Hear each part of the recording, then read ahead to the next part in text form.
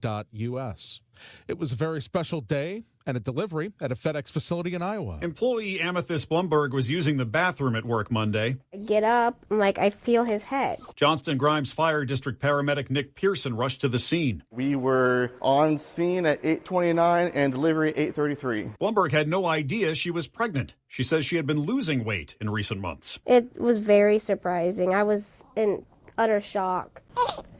She and her son, 6-pound, 8-ounce Onyx, are doing fine. He's perfect. He's our FedEx baby. Michael Wallace, CBS News. The KMOX Business Desk business analyst Jill Schlesinger reports United Parcel Service plans to cut up to 30,000 jobs this year. UPS is cutting 30,000 jobs, and these jobs are really directly linked to the fact that UPS and Amazon have done business together for a while, and now that is shifting. The Dow from Stifel down 30 points to 48,000 right now, 972.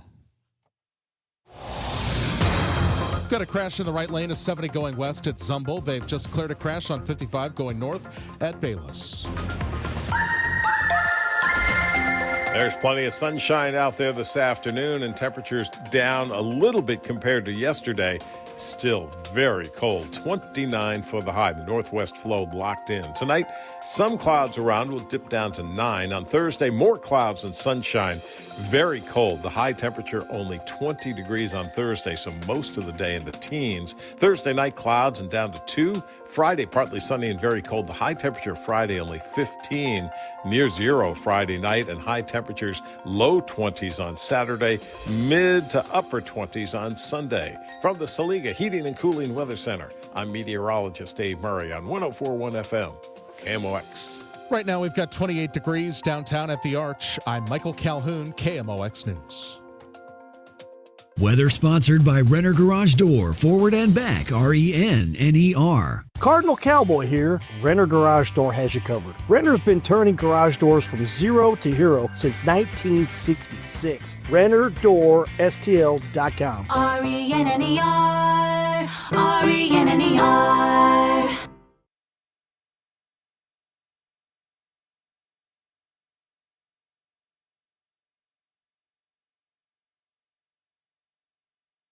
The Dave Glover Show is sponsored by the Michaels Flooring Outlet, the flooring experts. IGotFloored.com.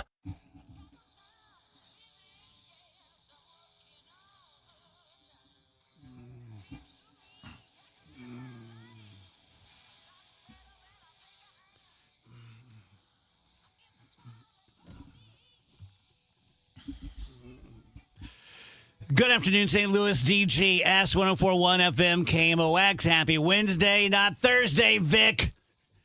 Vic's always one of the first guys in on the stream. He's like, hey, it's Thursday. I'm like, it is? I think we should take a vote if it's Wednesday or Thursday. Thursday. Yeah, Thursday. I vote Thursday, too. All right. All right, only one more day at work after this. Yay. Yeah, we're out of here. Have fun on what we call Saturday. Well, enjoy being here on Monday when I'm off on Sunday. Oh, we will. We will.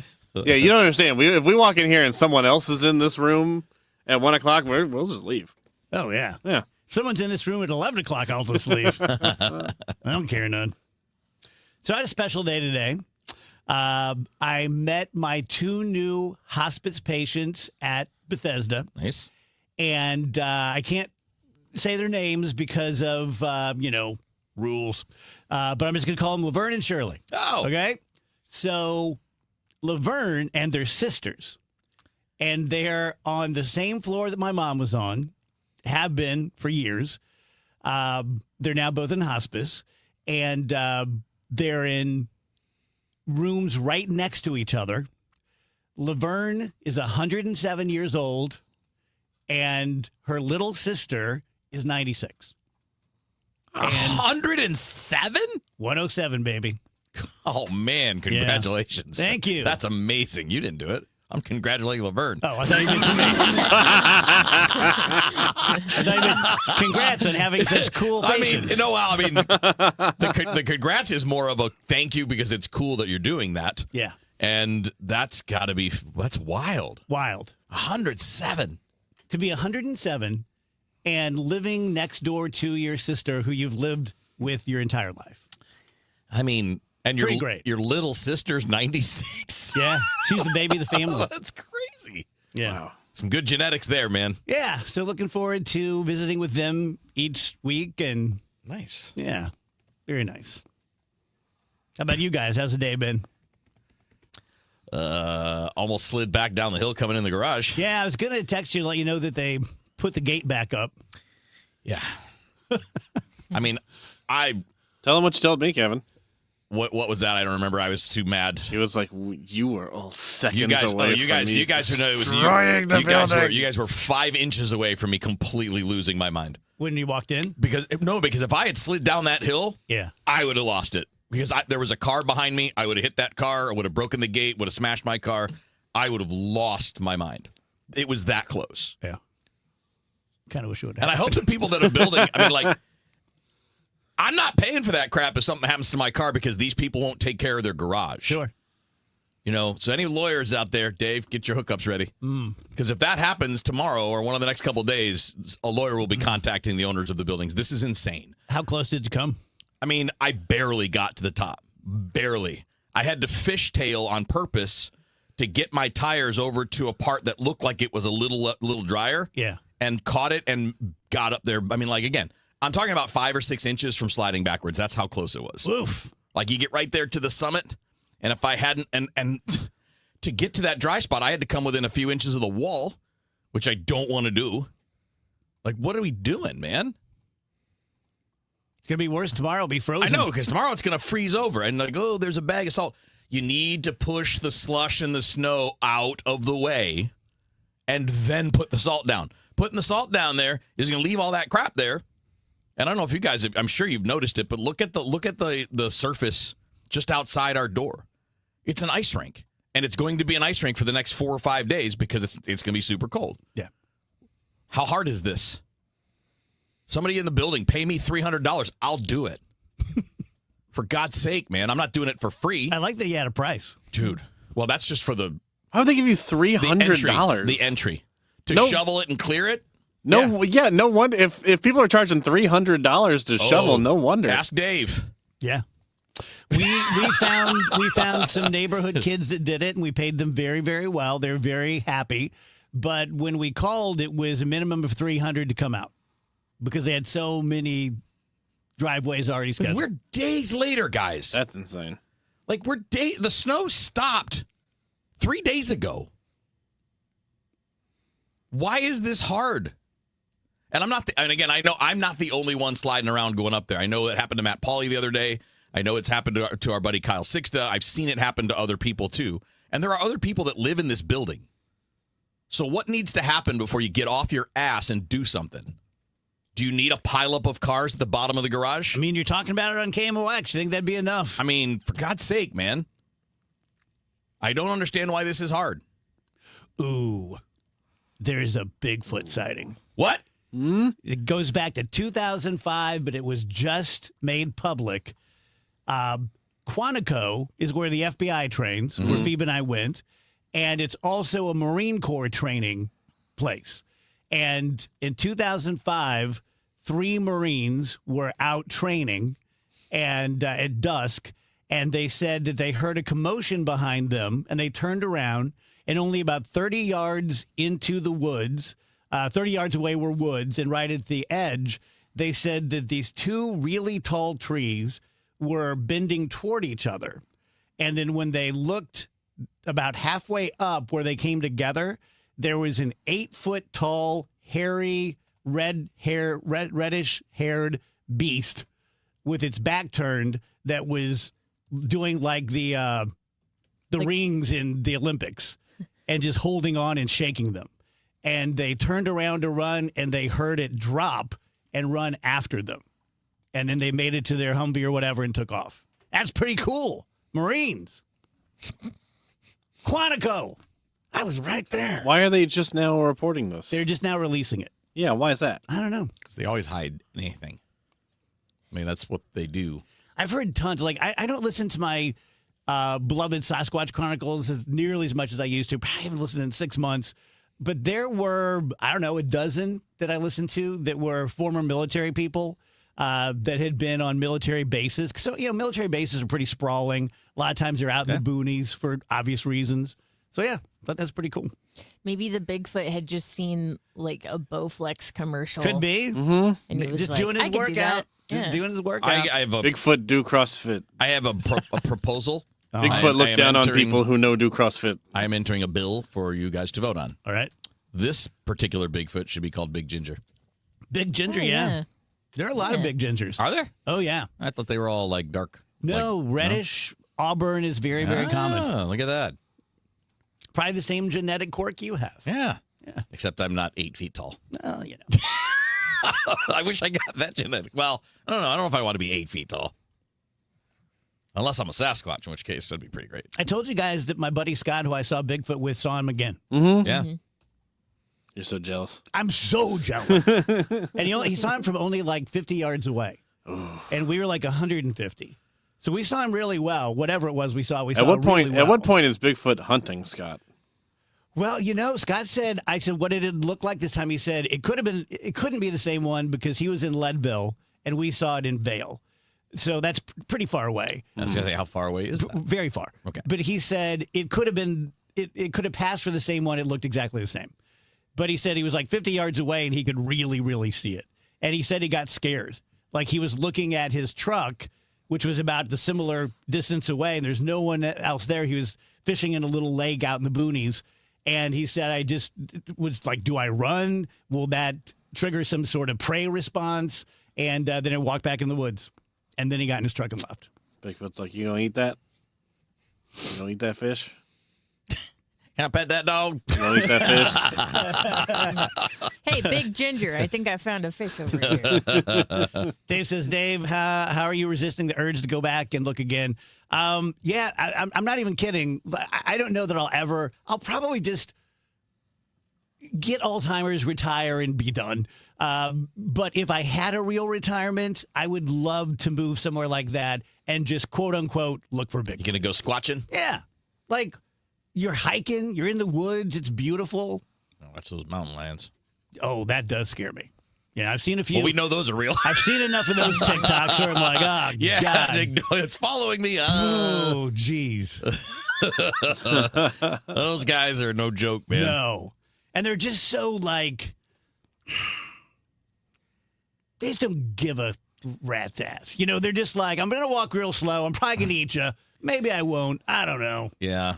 I don't know why they shouldn't. I know this is incorrect, but they weird me out more than a bear would. What, a Bigfoot? Yeah.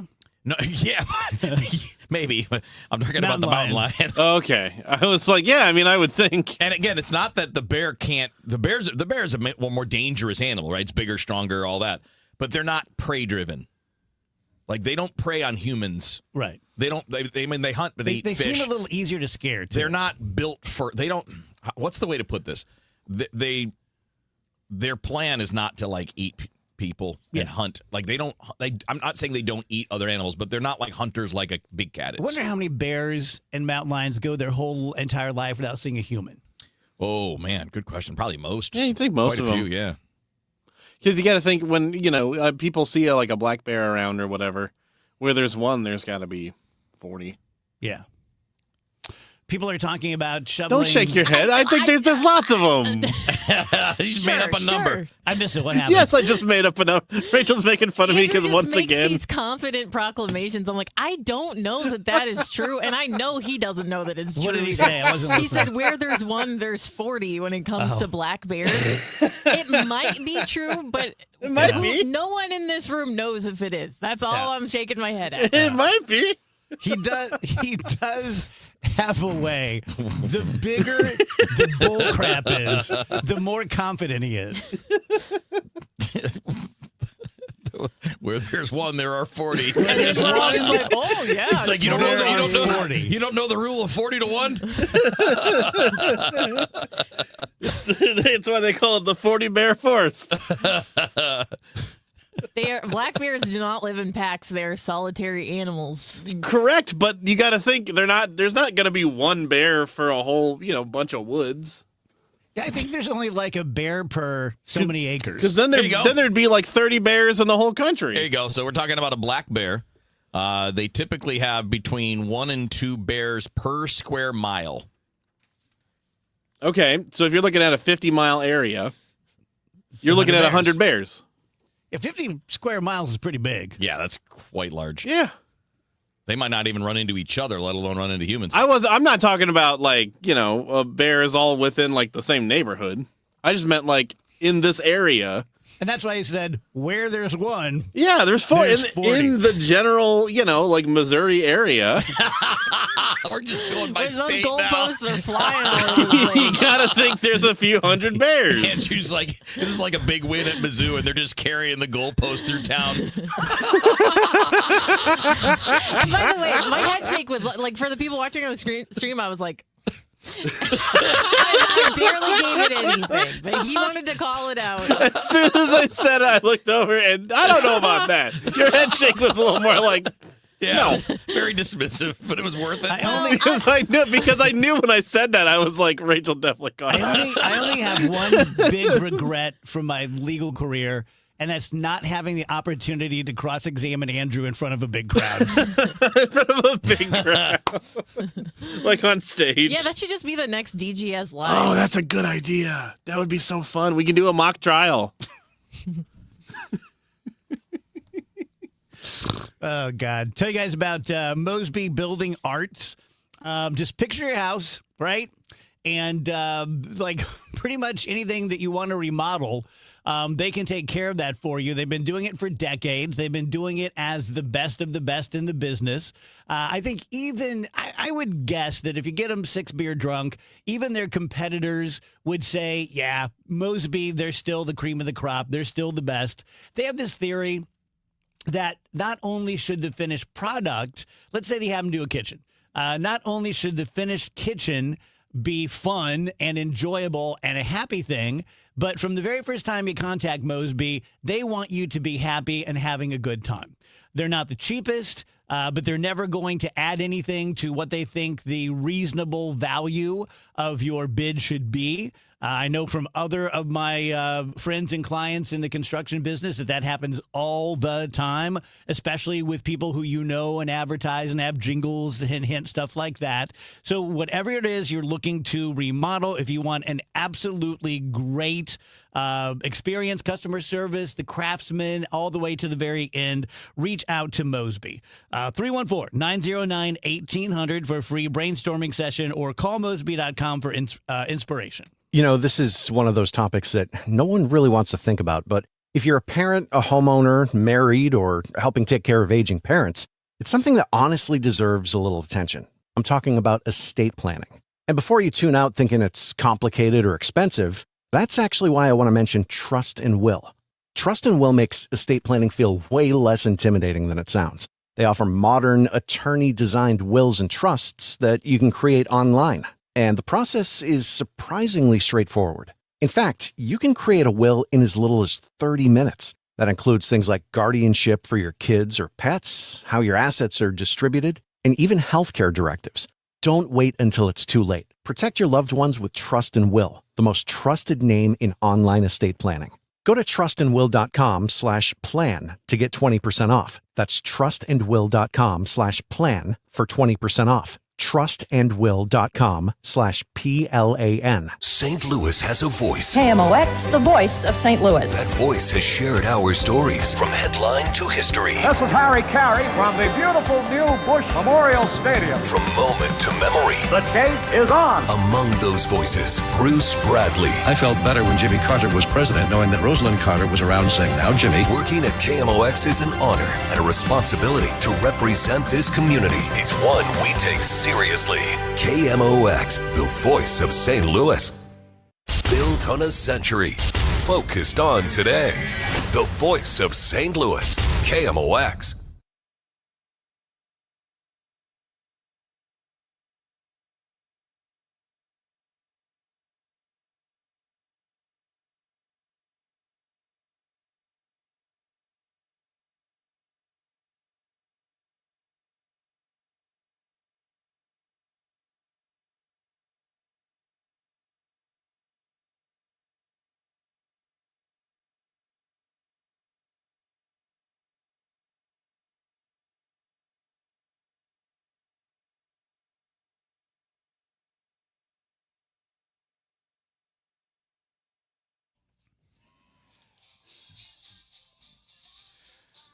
Welcome back, DGS on KMOX 122.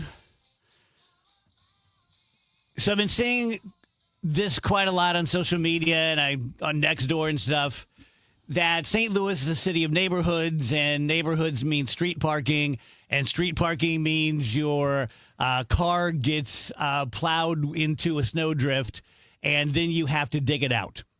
And since very few people, I certainly don't have like a dedicated street parking that's theirs. It's just first come, first serve, that people typically park in front of their house. And so people are getting pissed because they are digging out their car, going to work, and coming home and someone has parked in that spot. Mm-hmm. And there's a big debate about if you shovel it, it's yours. If it's in front of your house, you have dibs. And other people saying like, dude, it's wide open. Thank you for shoveling it. I'm going to park there. So sad. Sorry. Neither is correct. It is street parking. You're right. There's like, I live in a neighborhood. I park on the street. I like to park in front of my apartment, but there's nothing in the law saying that like I have to park in front of my apartment. That being said, if someone has shoveled out a spot and you just, oh, perfect, I'm going to go park there, you are a jerk. I wouldn't do it. I agree. It's not illegal. You're not doing anything against the law, but you're kind of a jerk. It's just the same as people who don't keep street parking in mind, and then the way in which they'll park, they won't like pull up behind another car. They'll just park wherever. You're losing out on parking spaces at that point, you know, because just the way things are distributed. It's just a jerk move. And again, not illegal, but people are allowed to judge you for your jerk behavior. This feels like it's kind of like the whole reclining your seat on an airline thing. Yeah. Right? Like, I know people hate it, but, I mean, it's built that way for a reason, and if you do it, you're not a jerk. I don't do it, by the way, but I don't think that anybody that does is a jerk. Even though it can be annoying when they're like, right in your face. Andrew's awfully quiet. Yeah. I would probably do that without thinking. Like, the parking? I would well, probably. It's different if you, like, see someone doing it versus you pulled into the neighborhood. You have no idea who was there, who Like, if did I it. was going to, like, a buddy's house in a neighborhood and I was going down the street and I saw, like, an open, cleared out parking spot, I would probably slide in there, just not give it a 100%. second thought. Like, and so it really wasn't until Rachel was like, "That's a bad thing to do. You're a jerk." I was like, "Oh, I guess kind of." Like, I wouldn't have thought about that, but it's like, I mean, What's the alternative though? Do you just drive around forever until you realize, until you know a spot wasn't shoveled out by a person? But I mean, that's what that person now has to do. Well, I mean, but they're not home. I guess when I say you're a jerk, I'm speaking more to like a resident. Yeah, like when you live on you. my street, like you know your neighbor's cars, you know where people typically park, and you know that it's like I mean, especially when you've been inside all weekend and you can look out on the street. You know what I'm saying? No, I get like, you. You know who lives near you. Yeah. I would actually judge way less if it was a car that I didn't know. Yeah, like a visitor. Yeah. I think that's a really important distinction. I see. So if it's like somebody in the neighborhood who's doing that without clearing off their spot, just be like, haha, now I don't have to clear off the spot. that's loser behavior. Yeah, that is loser behavior. Yes. We have reached an accordance. Yeah, good. Figured it out yet again. See what happens when you talk things out. Mm-hmm. Yeah. I forgot who it was. I was listening. I think it was probably Ranj brought up that the Blues lost again, but they keep coming back to the building. People go to the Blues game. I was just there the other night, and it's very, very passionate. And why aren't the Cardinals like that? Wheels, I want to hear your theories. Mine is, like, it's just different. Like, gosh, how do I put it? I'm a big Cardinals fan and a casual Blues fan.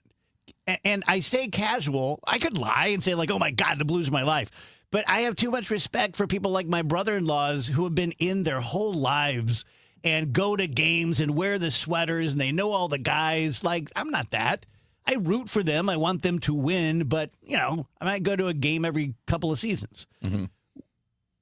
Whereas with the Cardinals, I'm a big fan, and I'm like in. Win, lose, or draw. It just seems that the Cardinals have a much bigger fandom, of course, but it seems like the Blues just have a much more passionate. Like, we're in, we're ride or die. I think that's fair. Yeah, no, I think that's fair. I think that that people that, and again, you got to be clear about this because Blues fans and Cardinals fans are from the same pool. Yeah. You're typically a fan of both. Yeah. But each person has a sport that they prefer, right? So the hockey first people are diehards. And the baseball first people are diehards. But it's also a bigger stadium. So as an example, you look at the Cardinals' attendance last year, even on some of the games where it looked bad, it was still 20,000 people. Well, that's more than a sellout at Enterprise. Yeah. They had 18,000 last night, which is great. But the point is, yes, it's a higher percentage of full seats, which feels better, looks better, sounds better experience. But it's the same number of people.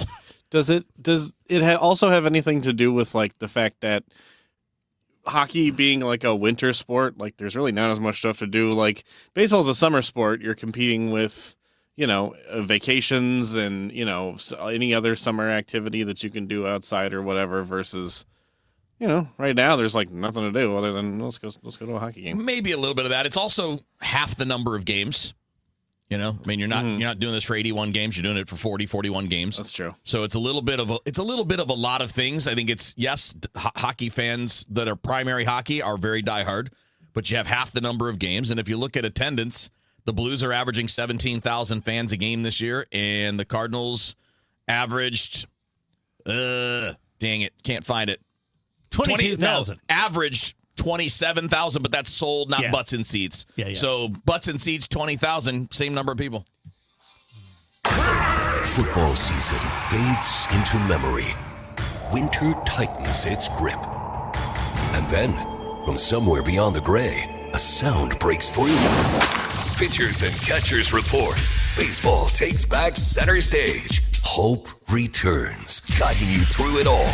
Kevin Wheeler, Matt Pauley, Bernie Miklasz, and suddenly your rush hour sucks a little less. Rush Hour Sports, weeknights at 5 on the voice of the Cardinals, KMOX. Hey, St. Louis City SC fans, mark your calendars now. The Boys in Red return to Energizer Park to kick off Season 4 Saturday, February 21st. And you could be there for the dawn of a new golden era of St. Louis soccer. Go to stlcitysc.com/tickets and reserve your seat now for the MLS home opener versus Charlotte FC. Limited quantities remain.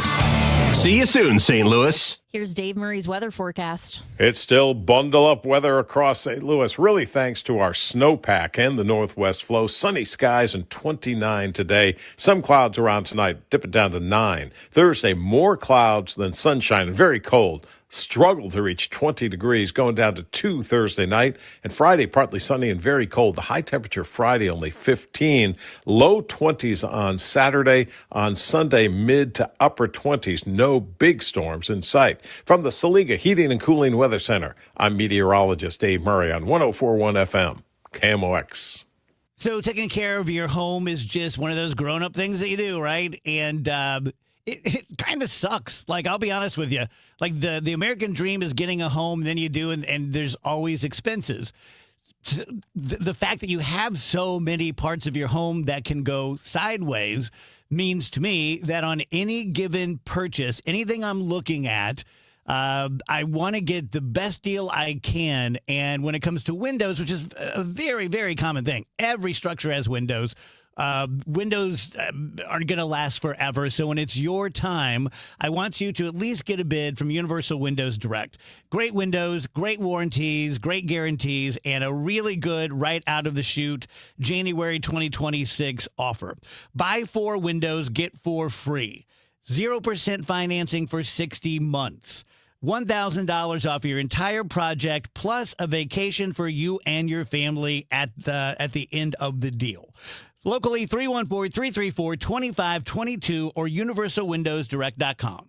If you're drowning in IRS debt and can't afford to pay, then you need to take advantage of special IRS tax programs that are available and free yourself from IRS collection efforts once and for all. Due to the financial hardship consumers are facing throughout the country, the Internal Revenue Service has made it easier to settle delinquent tax problems. An open phone line has been established by Community Tax for consumers to call and see if they qualify. Take down this number or store it in your cell phone, but call the Community Tax Helpline at 800-793-9858. If you owe back taxes to the IRS and cannot afford to pay them back, or even if you have years of unfiled tax returns, there's no need to fear anymore. But you have to call the Community Tax Helpline today at 800-793-9858 for the help that you need. Don't take on the IRS alone. They can attack your wages, savings, pension, home, and even your Social Security check. Call 800-793-9858 for your free consultation and to see if you qualify. That's 800-793-9858. This is it, the last call for football on FanDuel. One final Sunday, one last kickoff, and the final chance to place your bets before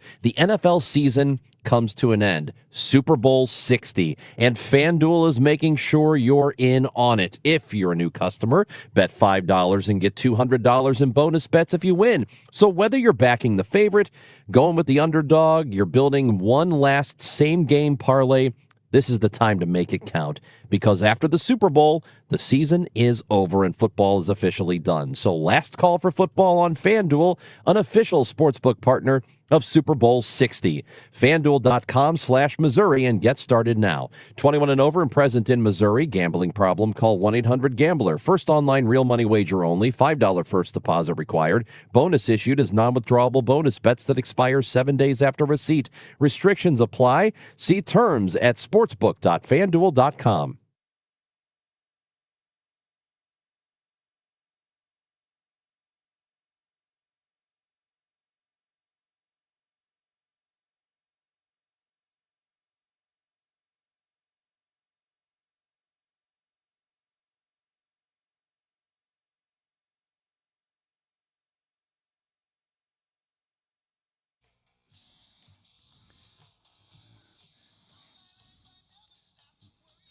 Welcome back, guys. DGS on KMOX. I never reintroduced the show. My boss, Steve, hates that. I'm Dave. That's Rachel. Been with me. This will be 10 years? Yep. Coming up. Andrew, 16 coming up, right? Yep, 16 in August. Wheels, couple of years. 3, I think. Is it really? Wow. I think. It's been 3. Okay. Isn't that crazy? We're like a real team. Andrew and I brought that up the other day and was like, God, it's been 3 years. Yeah. That went fast. Yeah. It has flown by. What did you think when you first meandered into the show? Well, we had the run-up before that. That's what I where mean. you guys had me hang out. No, that's what I mean. At first, like the first few times, it was fun, and I didn't think anything of it because I was thinking about, I got to go back and do an interview. I got to go back and do a sports update or something, because that's back when we were still doing those sports updates in the afternoon. I didn't think anything like that, but I always had fun. And then when it was becoming more regular, I'm like, it's all right. Yeah, I like this. Good. Yeah. I had a dream last night, which I think leads to a pretty good discussion. Okay. It's a dumb one, but I had a dream that I was working in jet propulsion. And I had gone... It's all ball bearings these days. I had gone to school. I got my master's degree, but I didn't know anything because I'm dumb. But I was like 30 years into my jet propulsion career. And basically faking it? Faking it. And we had a big jet engine. And someone asked me, and I go...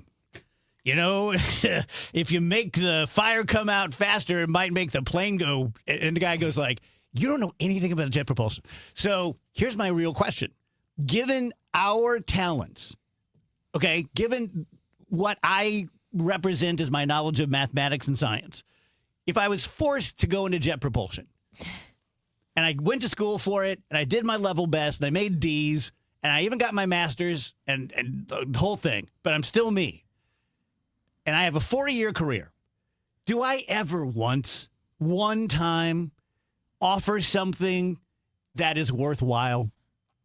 Did something that my fellow jet propulsionists go, Dave Glover right there? Or am I just a waste my whole career and I'm just hiding? Well, if you did all the work. Yeah. But I'm stupid. I'm not You're going not to retain stupid. Yeah, it. but you can't. I'm stupid when it comes to jet propulsion. I was going to say, but you can't get through all of that, including a master's, by being stupid. But you do. Oh. They just put Well, if you're stupid, you're stupid. Mm-hmm. That hurts. I don't mean you. I just mean the royal you. Yeah, watch out, Wheels. There's no winning here. If I'm just so you stupid, know. I'm stupid. You know, like It's just like we're in a minefield. Yeah. like I'm not Let's just get out of this. Encouragement only. I'm not getting a master's if I'm stupid. Right. In jet propulsion. Oh, I bet you stupid people have gotten Not in masters. jet propulsion. Not in jet propulsion. But I guarantee Well, you, I mean, stupid sure, people have gotten maybe in masters. something that's a little bit. I went to WashU Law with some idiots. I'm in my very first class ever. And there's like 100 people in this theater. And just like everyone's so intimidated. I'm kind of sitting toward the back. And the guy in the front, very front row, right before the professor walks in, takes off his shoes, takes off his socks, puts his feet up on the desk, and starts doing that thing where you dig between your toes with your pointer finger. Yeah. He's scratching his toes like seconds before the guy walked in. He's pretty flexible. Very first class. Yeah. And I remember thinking, well, I'm not the dumbest guy here. I might be second, but Yeah, well, maybe that's a person that lacks like common sense, but also has some book smarts. I knew a few of those, man. One of the smartest people I knew had zero common sense. She was an unbelievable student, like straight A's. She's a college professor now, but back in the day, you could fool her with literally. that's all they can do. You could fool her with literally anything. We told her the Loch Ness Monster had been seen off of Key Largo, and she believed us. Like, it's on a lake in Ireland, right? Yes. Well, I think you would have plenty to contribute if Yeah. you went through all that I think schooling. you'd be fine. Yes. Well, the one thing you have an advantage where you might get that reaction you're talking about. Full of crap? No, is that you think outside the box. So you might have some ideas where everybody goes, "Jeez, dude," but then you'll have that one where everybody goes, "Holy crap, this is true." That's something we never thought of before. But I do wonder, being so far removed from anything like that, are jobs like that, is the typical position just like, all right, we just kind of follow the blueprints and we know how to do the math, so we just execute things that the higher ups have developed, or like existing technology? Yeah, I really have no idea. I guess it depends on whether you're a researcher or you're just in a production. That's a very interesting question, because what I like about being a professional creative is, sure, I'm following the blueprints. I'm not the first guy to do a radio show. Right. But I have to fill this template every single day with new stuff. As opposed to having, you're very smart and you're very accomplished, but you pretty much know what you're going to do every day. Mm-hmm. You're going to follow these blueprints like Rach said, and I'm going to make widgets, and there you go. Yeah. I had a dream I was a jet propulsionist last night. Awesome. And I was asking if I were indeed a jet propulsionist, given my aptitudes, if I could ever offer anything meaningful in a 40-year career. And I don't think so. No, you could, because why would you have the career if you couldn't? Yeah, you guys aren't following me. So, like, if we it's said just a stupid thing, if we just probably. dumped you into it now, So if you without woke those up, things, woke up as a jet engineer, is what you're saying, could you do anything with it? Is what you're asking. I think what Dave's asking is, do you think he would be a talent of the level he is maybe in this career path, in that career path? Oh, God, no. No, Okay. that's not even close to Okay, what I'm asking. well, then I have no idea what we're talking about. And I'm not even asking me. I'm just asking people like me. People who do not have mathematical, scientific leanings. I think that, and again, I'm sorry to be Wheeler about it. I'm sorry, but I cannot help it. It's hard to imagine you having a 40-year career as a rocket engineer if in this reality you had no aptitude for mathematics or science, because it would be literally impossible for you to have a 40-year career as a rocket engineer. Yeah, Nick's saying I'm fishing for a compliment. Nick, F off. I'm saying the opposite. I see. This is where I'm going to push back, though, Dave. I think you are wrong when you say, like, I get that you don't have a passion for math or science. I completely disagree that you are unable to execute in those ways. Completely disagree. I think that's a fascinating take. I think if if me and you said, all right, it's a Dave and Rach summer, and every Wednesday night we're going to take a trigonometry class Let's at do St. it. Louis Community College, I think we would be able to go and have fun, and I think we could both get A's. Wow, that's an interesting thought. Imagine if your friend came to you and said, "It's a Dave and Rach summer. We're hanging out. We're partying Trigonometry. every Wednesday. Trigonometry class." Yeah, that's what I'm proposing right now. I do not think there could be a greater disappointment. Carry the one, bitch. No, but I'm saying that's a great question. If you went and you were like, I'm going to pay attention and I want to be interested in this, you are an extremely intelligent person. You would be able to do anything that you would like to do. Yeah, I had to take a couple of math classes in college, like the bare minimum. Yeah. But in 9th grade, I took Algebra 1. I had Miss Galliez, who was horrid.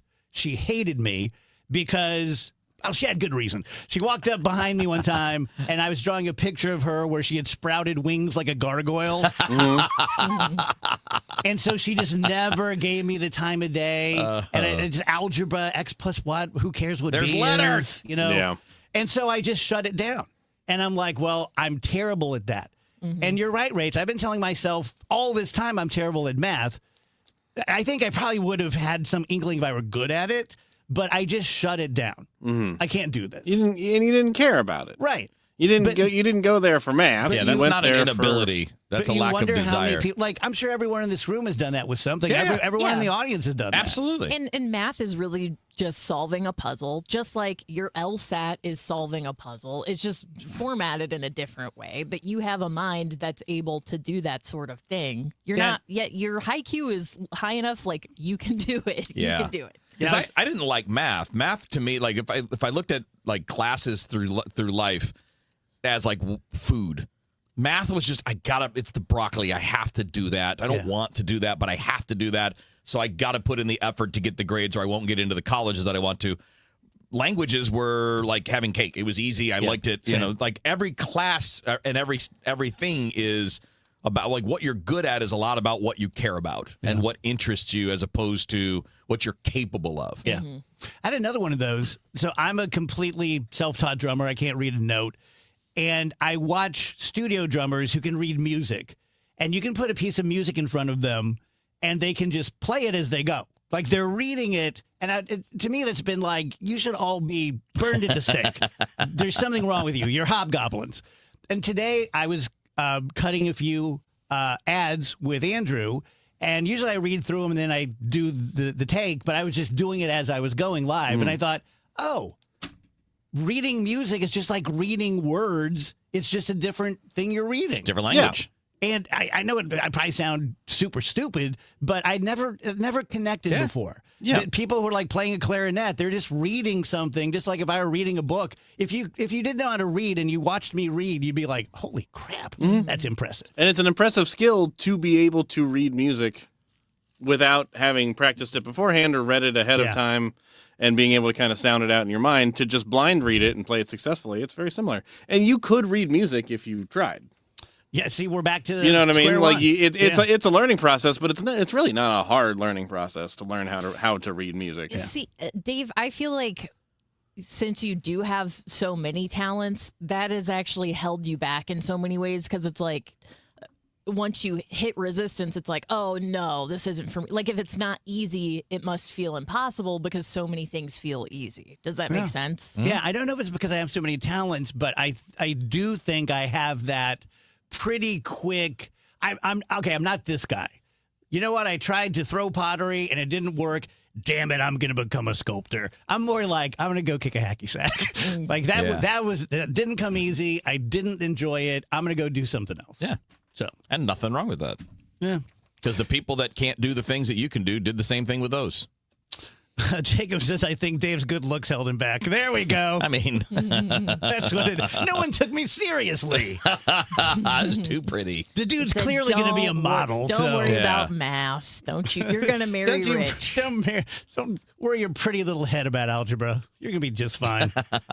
Yesterday on the show, I had my friend Charles D'Angelo on, and he's kind of a wonder. Like, we're talking about all this stuff. And I met Charles when he was 22, like 20 years ago.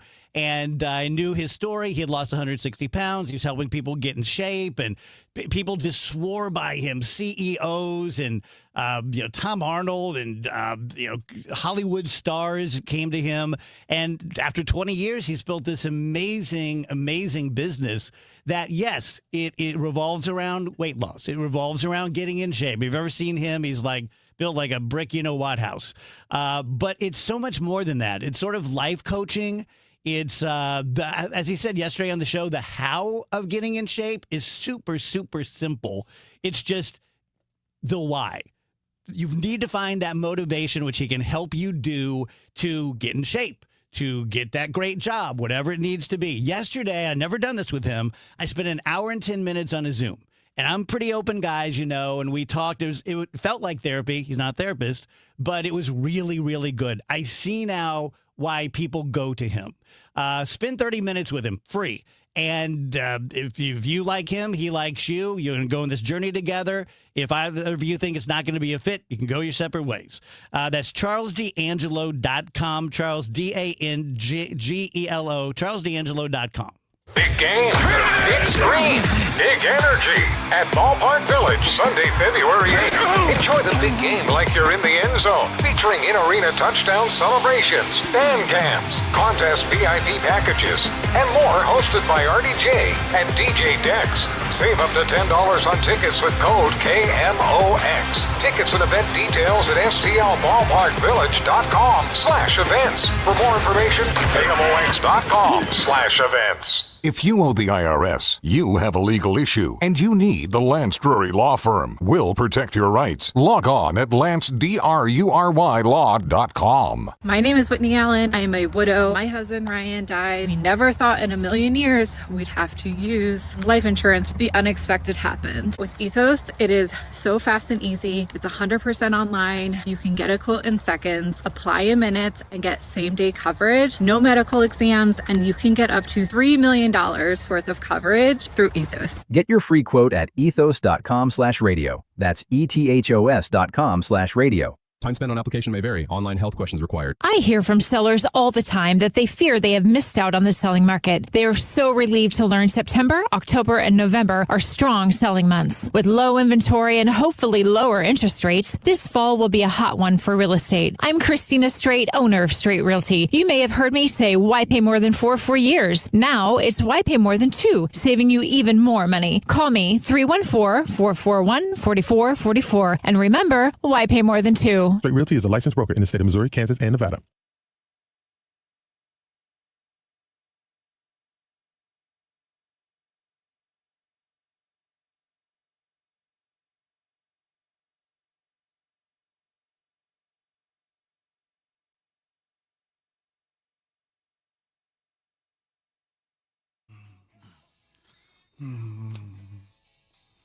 Welcome back, DG Ask 149.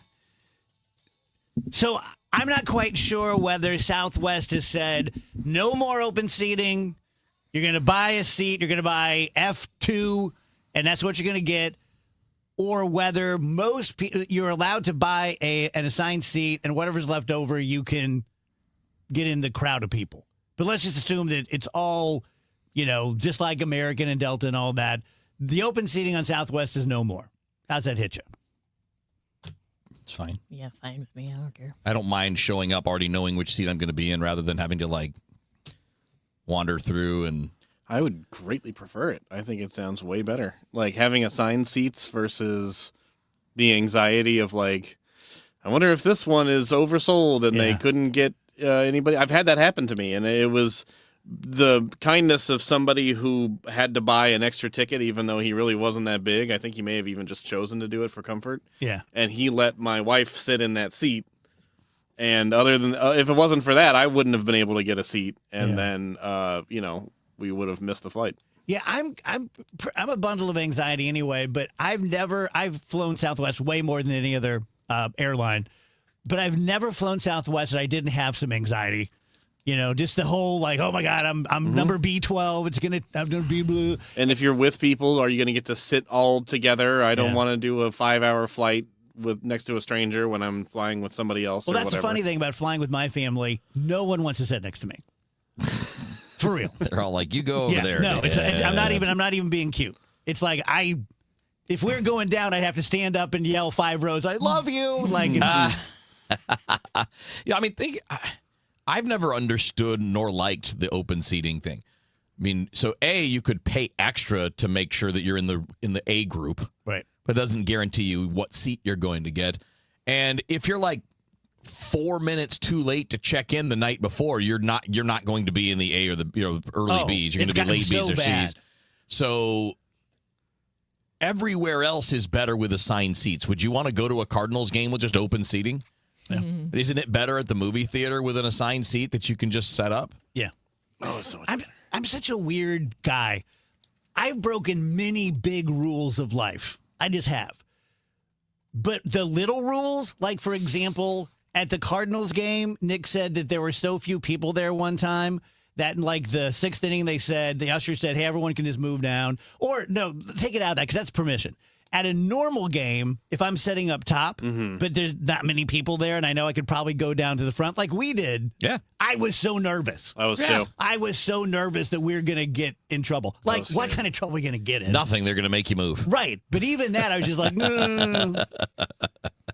So spent a lifetime doing that. The rule, the more apt I am to follow it. Do you think part of that comes from the fact that you are a recognizable person, like, in this area? No, I've always so been if you move down in the seats, then the usher could be like, Dave Glover, what are you doing? Nah. The lady recognized you when we had moved down into the shade at that one game. Yes. But she didn't know that we weren't in our right seats. Right. Right. She was like, I know you. Guess I wasn't invited to that game. We had so were much fun. doing Can't you something tell? else. That was just Dave and I for some reason. Can't you tell how much fun you're Yeah. having? I No, think it there was just the two of was us. a game where you guys went by. I think I was sick or something, and Rachel might have been out of town. No girls allowed. No girls. The He-Man Woman Haters Club. I do remember when That's you 2 guys days in a going row just the the Little two Rascals came up. That's right. It's a streak. Anyone have any clake last night? No. I wish. Did you eat that carrot clake? I did not eat the carrot Oh, clake. man. It I'm was not a good. big carrot clake person. Yeah, it was good. Yeah, it tastes so much like carrots. Was it Julie that brought that in? Julie Tristan? Yeah. Oh, it was really good. It's I mean, from Ruth's it Chris, so it looks was really incredible, but it's just not really my thing. Rach, do you know Io Nishiki?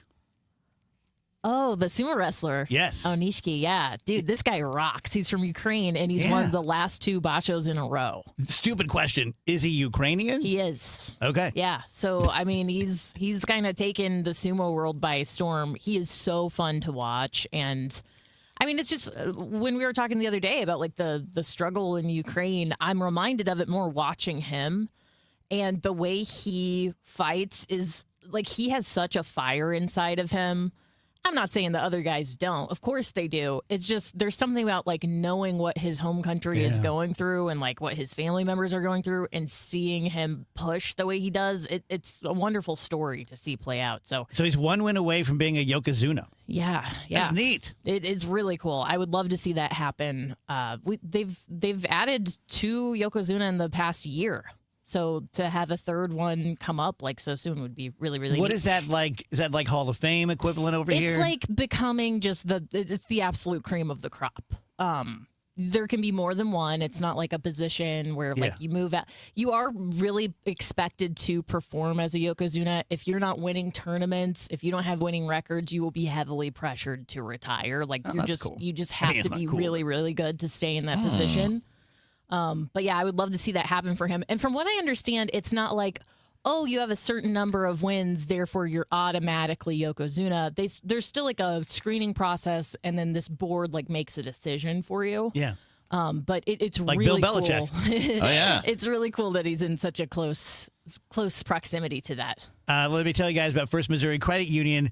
And again, I know you guys don't hear every one of these lives I do, and I'm always afraid, oh, God, they're going to turn the channel. They're so tired of hearing this.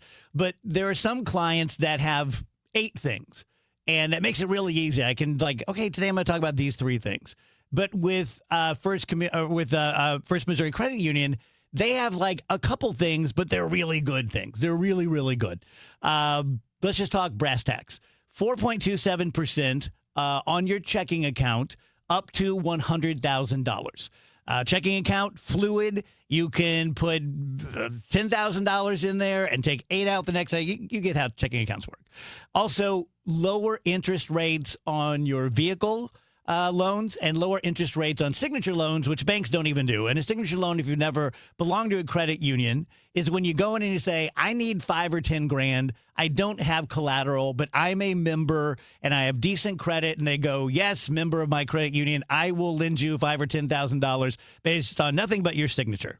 A lot of grandparents from the DGS have been signing up for accounts with their grandkids and matching what they put in. I think that's awesome. If you're interested in First Missouri Credit Union, 314-544-5050 or the #1 stmocu.org. If you suffer from burning, tingling, or numb feet, pay special attention as we discuss neuropathy with Dr. Patton, D.C. Doctor, what is neuropathy? Peripheral neuropathy is nerve damage to the feet and legs. What are the symptoms? The symptoms are numbness, burning, tingling, pain, and loss of balance. Is neuropathy treatable? It's absolutely treatable, and we have amazing results. If you have burning, tingling, numbness, coldness in your feet or hands or balance issues, call us at Comprehensive Integrated Health today for a nerve damage screening. The screening will tell if you're at risk for serious complications and if you're a candidate for our cutting-edge treatment program. Don't wait until your symptoms are so severe nothing can be done. End-stage neuropathy leaves people confined to walkers, wheelchairs, and even amputations. The first 10 callers will receive a free nerve damage screening. Call 636-538-5188. That's 636-538-5188 for your free nerve damage screening. 636-538-5188. The new era of UFC on Paramount Plus continues. Live from Australia. Featherweight champ Alexander Volkanovski. He is an animal. Defends his belt at home in an explosive rematch against Diego Lopez. You gotta be kidding me. And the always dangerous Dan Hooker. Yes. Throws down with powerhouse Benoit Saint-Denis in a high-action lightweight showdown. Oh! There's never been anything like this. Let's go. UFC 325, Saturday, January 31st, only on Paramount Plus. Honey, that flu keeping you up? Did you take NyQuil Intense Flu? Nah, I got this. Okay, I don't got this. Yeah, you need NyQuil Intense Flu. Undo your flu with NyQuil Intense Flu. NyQuil Intense Flu provides powerful relief of your flu symptoms so you can sleep. You do got this. NyQuil Intense Flu. The nighttime sniffling, aching fever. Best sleep with the flu medicine. Use as directed. Keep out of reach of children. For decades, Morgan & Morgan has represented hundreds of thousands of people at their hour of need. Injuries on the job, car crashes, medical malpractice, and nursing home abuse, Social Security claims, dangerous drugs, and dangerous products. We became America's largest injury firm for a reason, and no firm is even close. Then we got to thinking, what if we could prevent these terrible events before they occurred? So we built the AI-powered People Protector. Simply visit peopleprotector.com and type in the product you have questions about before you buy it. Children's toys and accessories, cars, drugs, products, you name it, we got it. With our success, we decided to pay it forward for all of America. Our way of saying thank you for your trust all these years. Morgan & Morgan, protecting America. And if you've already been injured, just visit us at forthepeople.com. The choice of a lawyer is an important decision and should not be based solely upon advertisements. Past results afford no guarantee of future results. Every case is different and must be judged on its own merits. The trusted voice of St. Louis. KMOX AM St. Louis. KMOX FM Hazelwood. Always live on the free Odyssey app. At 2 o'clock right now, we've got 30 degrees. The feels like is 20 downtown at the Arch. At its first policy gathering this year, Federal Reserve Board members voted to keep rates steady, pointing out the unemployment rate is showing signs of stabilization while economic activity has been expanding at a solid pace. CBS's Jill Schlesinger on how that'll affect consumers. If you're a borrower, you still have high interest rates. So the Fed directly impacts short-term interest rates. What does that mean? You carry a credit card balance, you're paying an average of 19-20% on that balance. It stinks, I know. So that's going to stay the same. You have a car loan. You want to go get a new car. You want to get a used car. You're going to have still high rates or a personal loan, business loans. Speaking live right now, Federal Reserve Chair Jerome Powell. Stocks, securities, and those assets have been going up in value and increases in wealth do support spending over time. So, and that's clearly a part of the story. We also know that for some time now, for a year or more, we've been hearing from retailers, for example, that serve lower income customers, whether it be food or the big box stores or anything. They're saying the same thing, which is our consumers are looking to economize. They're trading down from brands and they're buying less, and it's changing their buying habits. That is Chair of the Federal Reserve, Jerome Powell, speaking after the decision to leave interest rates unchanged. FBI agents are executing a search warrant at the Fulton County Elections Office near Atlanta. Correspondent Stacey Lynn. Agents were seen conducting the search at the election hub in Union City. The facility was opened in 2023 to streamline election operations. The Bureau confirmed agents were carrying out a court-authorized law enforcement action, but declined to give further details. CBS News confirms that a federal law enforcement official says agents involved in Saturday's deadly shooting of a U.S. citizen in Minneapolis have been placed on administrative leave. When it comes to the World Cup, Kansas City will host games in June and July. What about St. Louis with involvement? There is a good likelihood that we'll host a team, one of the countries. I don't know. I mean, we haven't heard who that would be yet at this stage, but there's been a few representatives from different delegations that have been walking around the facility. That would be the St. Louis City training facility. Dale Schilly, City's academy coach, tells Chris and Amy hopefully St. Louis will get to host a team for training and prep. From the business desk, could the local housing market rebound in 2026? A lot depends on whether sellers are willing to let go of their low mortgage rates and list their homes. Mark Gelman, real estate advisor with the Gelman team, points out the last half of 2025, there were markets where homes were available but didn't sell. Homes weren't prepared for sale. They weren't priced properly. They weren't marketed at the highest level. They thought they were going to get what their neighbor got 6-8 months ago. Gelman says 2026 could be a repeat. I believe we're going to see a lot of the same, which is a weakness in inventory of great homes priced right. There may be a little bit of increase in inventory, but I don't see those coming off the market because many of them are priced wrong. He says if you're thinking about selling, you have to weigh whether it makes sense to move up to a bigger mortgage interest rate. Megan Lynch, KMOX News. The Dow from Stifel's down 9 points to 48,994.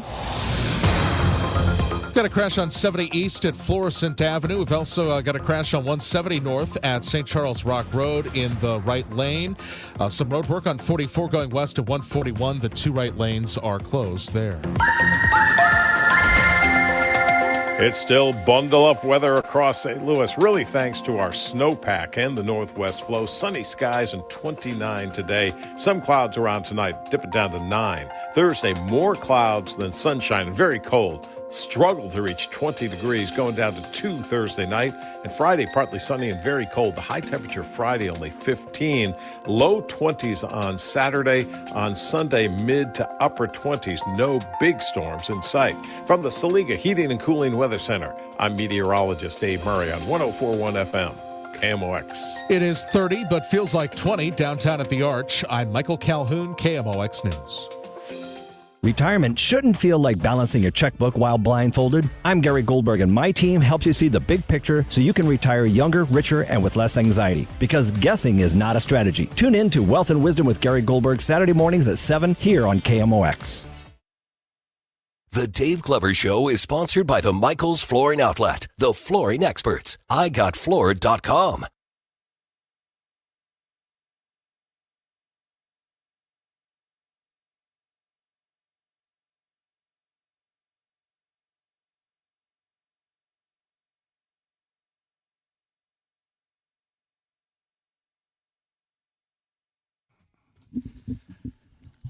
Welcome back, guys. DGS on KMOX, a few minutes past 2 p.m. You stay young and cool by hanging out with young, cool people. And we have Brock Seals in, local artist and musician. His exhibit, Blessed by the Ancestors, opens Friday and runs through March 1st at City Museum. He's here live in studio. Pleasure to meet you. Hey, pleasure to be here. So I am an artist and musician, not like you, but I come from a family of artists and musicians. Mm-hmm. So I always say, like, I'm good enough at these things to appreciate people who are really good. Yeah. So I really appreciate people like you and people who dedicate your life to it. Absolutely. It's a brave thing. It is. You got to be super courageous. And the other day I heard you got to be delusional. Yes. So I got a little bit of both of that going on. Right on, man. Thank God some of that delusion has come to fruition. Tell us your story. Man, I started in St. Louis. In high school, I was always into fashion. So me and a couple of my homies, we had a clothing line. And after that, I figured, I want to get away from St. Louis. I want to, just see what's out there for me. So I went to Chicago to study fashion at Columbia College. Typical story. I'm young, 17 years old, downtown Chicago. I'm just not focused at all. Yeah. So, I had the mindset, I want to be successful. I want to do all these big things, but you got to do the work. You got to go to class. You got to, not party as much. So, but that was like the biggest blessing in disguise, because once that happened, I lost my scholarship and I had to come back to St. Louis. So at that point, I'm like, I felt like I failed myself, let myself down, let my mama down, let the homies down. It was just like back against the wall moment. I was humbled. So came back, started going to community college at Flo Valley. Shouts out to STLCC. And at that point is when I learned how to draw, learned how to paint. Before that, I was never the kid that was in class that could draw, masterpieces. I just always had the ideas. So I never thought that you could actually learn these things. So once I started to learn them and put two and two together, I'm like, man, okay, maybe I could do some of this. So that's when that delusion started to put, seep in. Yeah. Did you have mentors?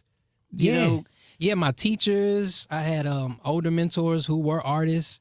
The community really supported me a lot early on. That's great. Well, how would you describe your art for people who've not seen it? My art is very bold, vibrant, got a lot of bright colors, a lot of St. Louis inspired things. So I love, going to Chicago, it made me realize how much I love St. Louis. Yeah. Funny enough. So a lot of my artwork just speaks about St. Louis and being prideful for it. So, the things we say, the food we eat, just the different buildings that I seen growing up. So it just makes you really feel prideful about being from St. Louis. Why do you think we have such an inferiority complex in St. Louis? I think it's because, I don't want to say it's like the short man syndrome, but it's just Not like, hey. We all sitting down, so we the same. You're good. It's a real thing. It's all right. Yeah, but I mean, St. Louis, at once upon a time, we were one of the largest cities. So I feel like with us knowing that, and now it's not as large, we still kind of feel that pride. We're shaping up against the Chicagos and New Yorks, but the outlets aren't the same. Yeah. So it's like we feel like we got to grind. We got to hustle to get our recognition. So I feel like that just is through all of us. Yeah.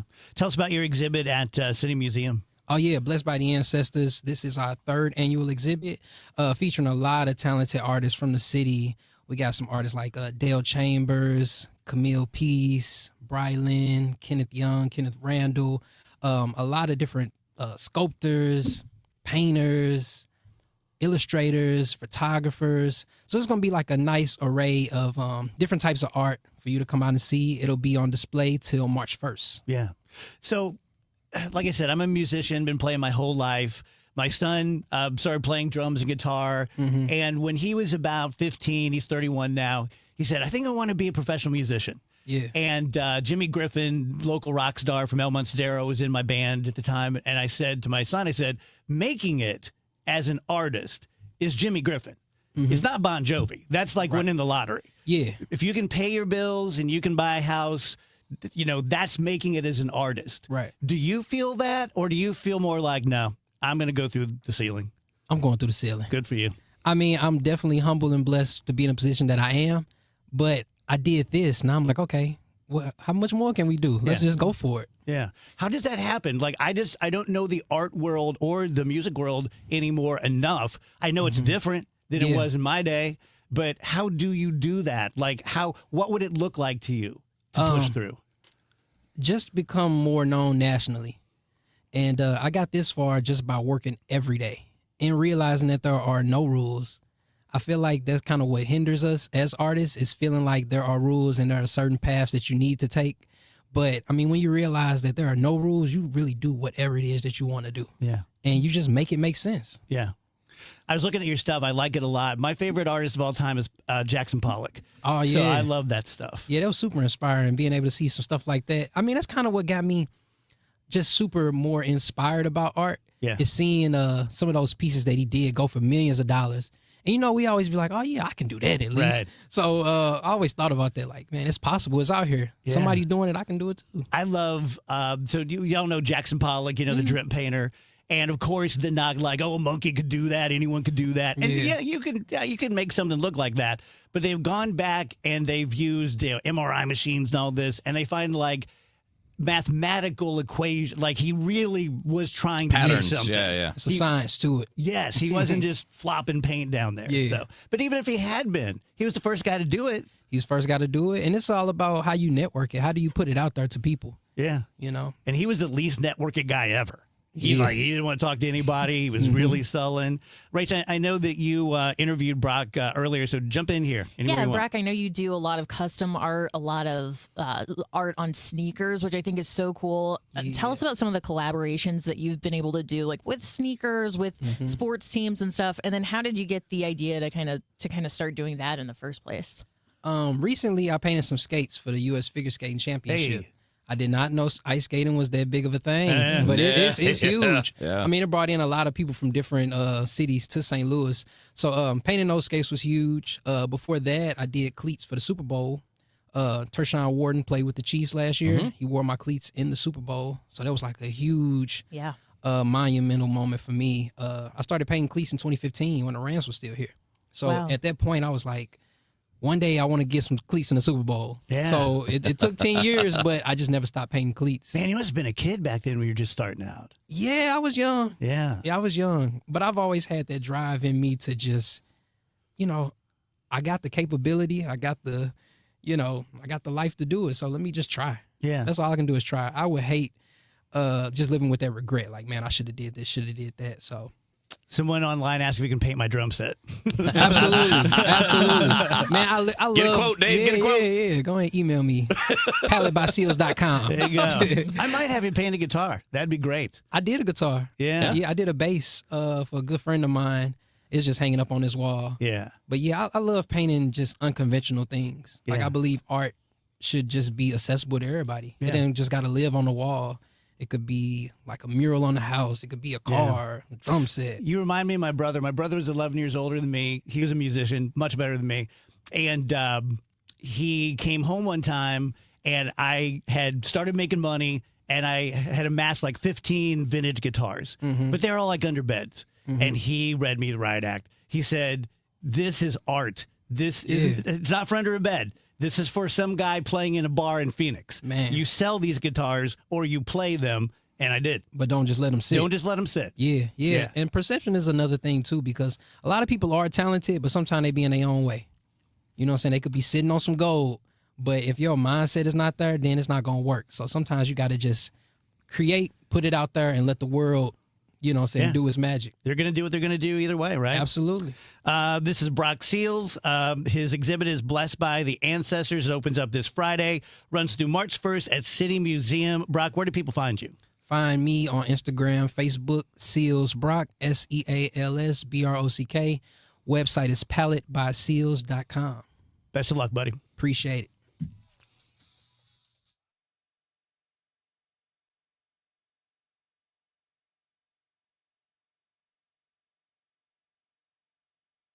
Hey, what's up, flies? This is David Spade. Dana Carvey. Look, I know we never actually left, but I'll just say it. We are back with another season of Fly on the Wall. Every episode, including ones with guests, will now be on video. Every Thursday, you'll hear us and see us chatting with big-name celebrities. And every Monday, you're stuck with just me and Dana. We react to news, what's trending, viral clips. Follow and listen to Fly on the Wall everywhere you get your podcasts. I'm Ed Evans, CEO of Consumer Cellular. You know, the big wireless companies say they have discounts for people over 55. But unless you're willing to sit on hold and ask, you're probably paying more than you should.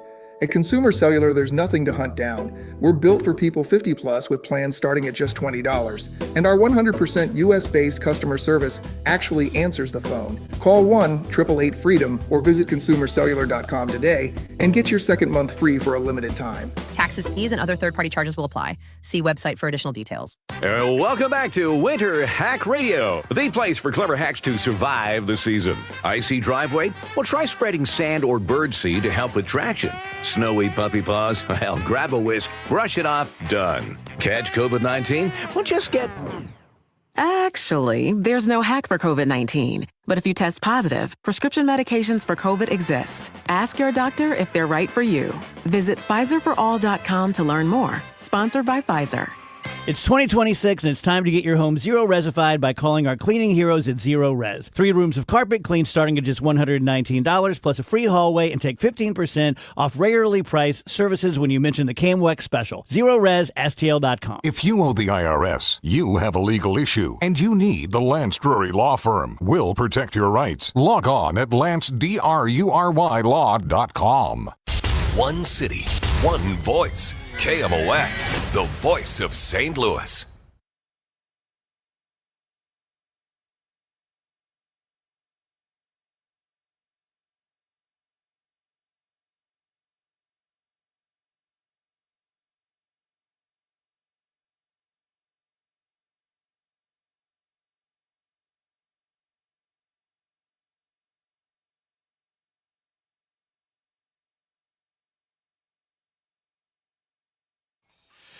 Welcome back, guys. DGS on KMOX, about 2:17 on a Wednesday.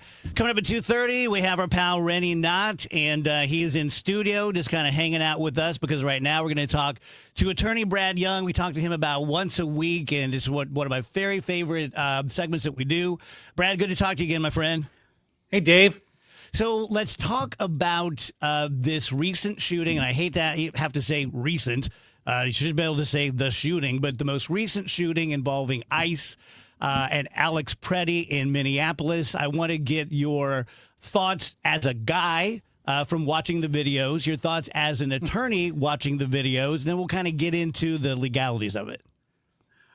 Well, I guess my thought as a guy is I'm all for protesting. I'm the biggest supporter of the First Amendment you'll ever find, but just not legal. Just my gut reaction was I would not bring a pistol to any protest because of what we saw happen. Is it legal to bring a gun? You betcha. Supreme Court has upheld that multiple times. We have a right to have guns. We have a right to carry them. We have a right to carry them outside, just carry them around on our persons. We saw that with Kyle Rittenhouse 5 years ago. You do have that right, but just because you have the right doesn't mean it's wise. And that was my first reaction when I saw that. I was saddened for the guy who got shot and his family. But my first honest reaction, not blaming him, not asserting any cause, I just thought, it's not a good idea to bring a gun when you've got such this violence and tempers flaring. I don't think I would have done that. Fair enough. So to the legalities of it, because as you know, within minutes of the shooting, I hate to say it, but it's true. Before this guy's body temperature even went down, you had Kristi Noem, Secretary of Homeland Security. You had Stephen Miller, just monster, just saying all these terrible things. And he was a terrorist. And he clearly came here for a massacre in his mind and to take down as many cops as he could. And he was brandishing the gun. As an attorney, let's say you're representing the estate of this gentleman. What'd you make of that? Oh, you want to talk about rush to judgment. I mean, again, the decedent's body wasn't even cold. And we had these statements coming out based on no information. But here's what I think is interesting. The Kristi Noem and others have used the word brandished. And most folks don't understand that that's a hyper legal term. Brandish doesn't mean anything more than showing the gun with an intent to use it. And that intent is very important. So, for example, with Preddy, if he just had the gun stuck in his waistband and, his arms went up for whatever reason and people could see the gun, that's not brandishing a gun, because brandishing a gun means showing it with an intent to use it. Like, for example, if someone walked up to somebody on the street and said, "Give me your wallet," and then they pull up their shirt to show them the gun, that's brandishing it with the intent to use it. And so that's a very, very specific legal term, and it fits into the statute. But everyone was using that term. When I say everyone, I mean the government. They were using that term before there was any information about anything that would make that term, use of that term, legally accurate. Brad, a quick question. In a civil court, are those officials potentially liable? Like if the family were to say, "You defamed our son and you spread false stories, and now his reputation is now either ruined or damaged or whatever. Is there liability for a government official for coming out and making false statements? Well, that's a great question. A year ago, I would have said absolutely not, but we've seen a whole lot of Trump lawsuits against everybody who says anything. But I think generally speaking, though, the premise is still true, which is the standard of getting a liable verdict and getting it to a point where the government has to pay it is extreme. That bar is extremely high because the government is generally immune from lawsuits unless the government consents to it. But let's use it. Let's look at that same issue, though, from a different perspective. I think that there are going to be lawsuits by the family of Mr. Peretti, and there the issue becomes this, that the officers have what's called qualified immunity, meaning they cannot be held civilly liable unless it's shown that they veered from their training or that they intentionally, and that's the key part here, willfully or intentionally violated the law. So let me take you back to Derek Chauvin. Remember when he put his knee on that gentleman's, on Mr. Floyd's neck? At that point, he willfully and intentionally violated both the procedures of the police department and Mr. Floyd's civil rights. So he could be sued civilly. He wasn't granted qualified immunity.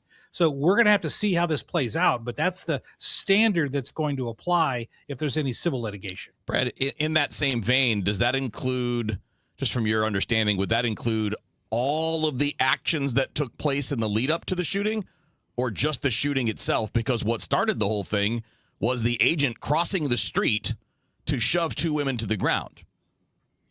Correct. And so those that's not protocol, because when they're not, they can't be impeding you or hindering you if they're across the street. That's correct. I think the actions would be limited to those actions that were performed towards Mr. Peretti and not necessarily the other people, because you can draw, the courts would draw, in my opinion, would draw a line between shoving the women to the ground and then turning on Mr. Peretti.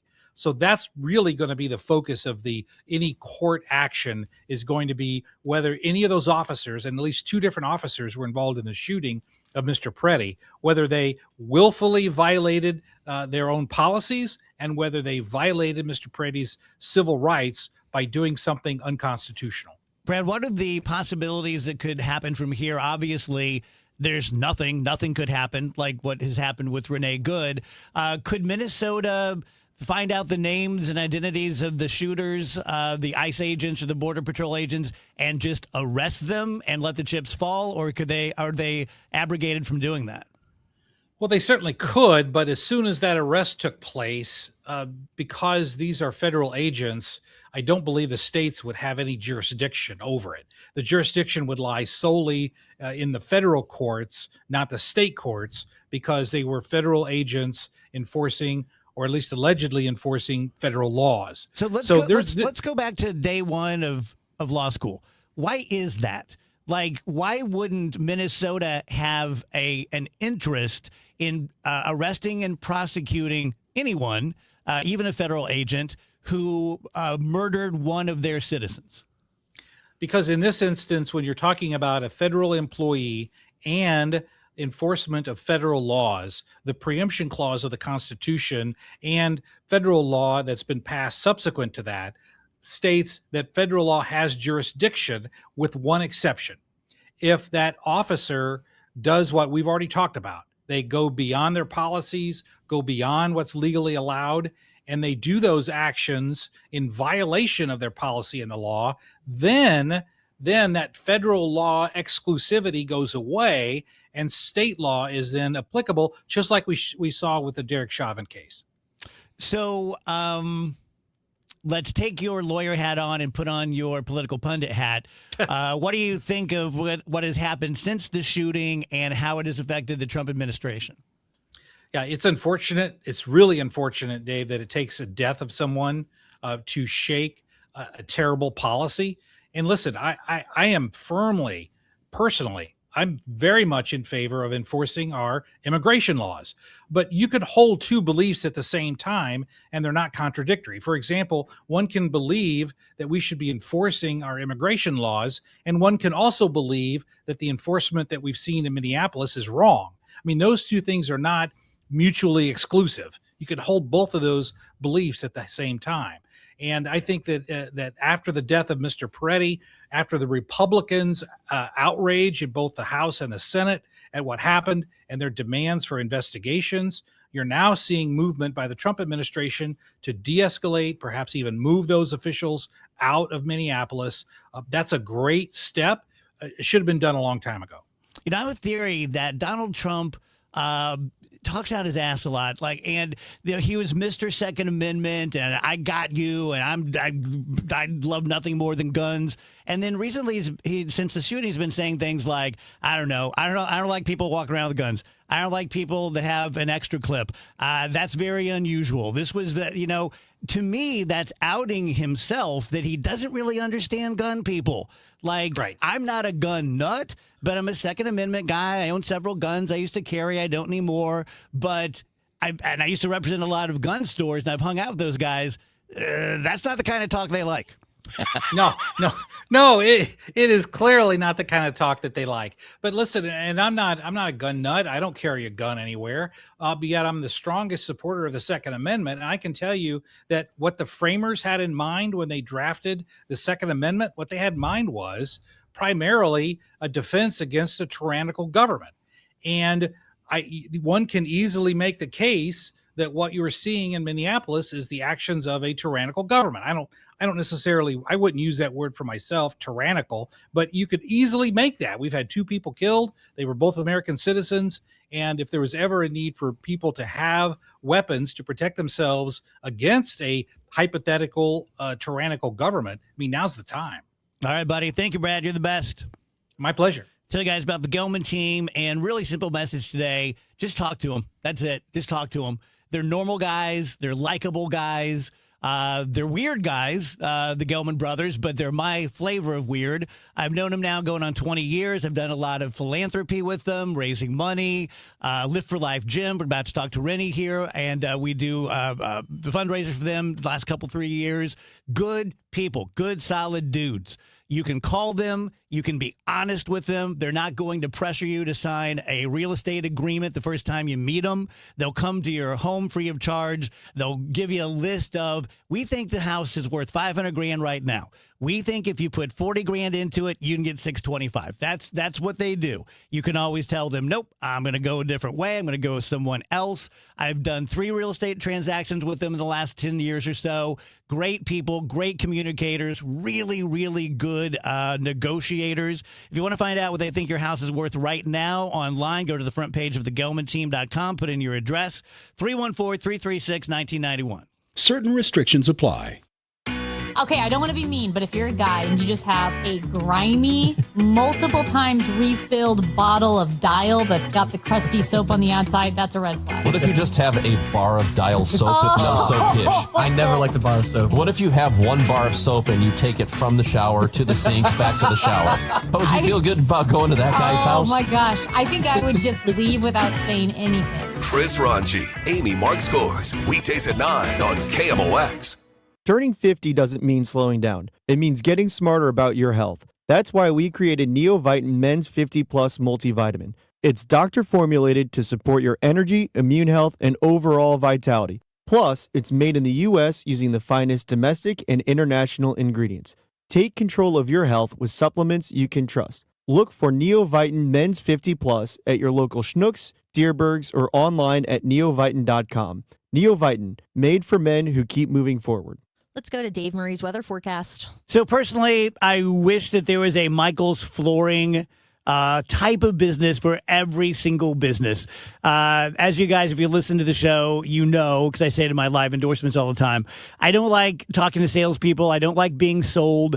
I have walked away from many different transactions where I wanted the thing. I want the motorcycle. I want the drum set, whatever. But the sales process just turns me off. With Mike, it's so absolutely perfect for someone like me. And if you're like me, you're going to appreciate it. You go to one of the 3 Michaels locations. You kind of, you know what you're looking for. You know whether it's hardwood or it's wall-to-wall carpeting or an area rug. You let them know what you're looking for. They will tell you very politely, professionally, simply, concisely, here's what we have. Based on what you're telling me, here's what I would recommend.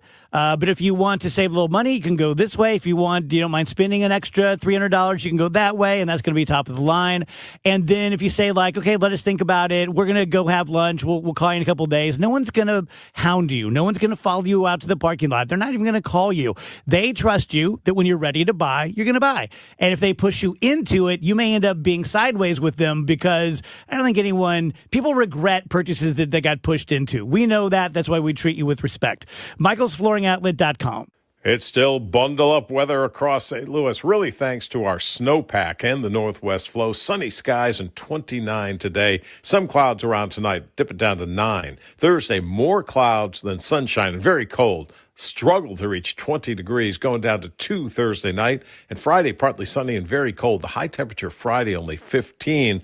Low 20s on Saturday. On Sunday, mid to upper 20s. No big storms in sight. From the Saliga Heating and Cooling Weather Center, I'm meteorologist Dave Murray on 104.1 FM, KMOX. Guys, Kevin Wheeler here. I want to tell you about 213 Complex, which you can pick up at supplement superstores. It is the most effective all-natural weight loss supplement on the marketplace. And look, from my own experience, I'm in a weird spot where I don't necessarily measure progress by what my scale says because I'm trying to add size and muscle and also lose fat. So I have to measure by other things like how tight am I pulling the belt? How do the clothes feel? With 213 Complex, that's what really fits, right? You see it right away because you notice, hey, the shirt fits right today, or it fits right this week, and maybe 2 weeks ago it didn't fit as well. Things along those lines because it boosts your metabolism. You may not know it, but this is a really big deal because most of us operate below optimal levels when it comes to our metabolism, and 213 Complex corrects that. You'll have ability to help fight cravings, all-day focus energy with no crash at the end of the day, keeps you on your schedule, right? You got a busy day, you have work, you got to drop the kids off at practice, you still want to work out. You'll be okay doing that, and you don't get the crash at the end of the day that you get with energy drinks. So the simplest play is go to supplement superstores. Tell them what your goals are. Ask about 213 Complex, and if you drop my name, say Kevin Wheeler sent you in, they'll knock 30% off of the 213 Complex. Get started by heading to supplementsuperstores.com. When it comes to lighting, Graybar goes beyond parts and products. We help contractors turn plans into smart designs, manage kitting and deliverables, and navigate local codes so you can stay on time and on budget. Smart, scalable, job site ready. That's not just lighting. That's like kicking your project into Graybar mode. Yep, Graybar does that.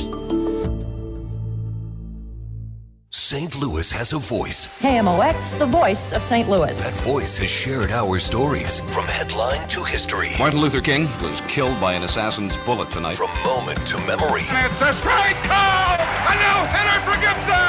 Among those voices, Charlie Brennan. Well, we've got lots to talk about, despite our listeners' letters to the contrary. Working at KMOX is an honor and a responsibility to represent this community. It's one we take seriously. KMOX, the voice of St. Louis.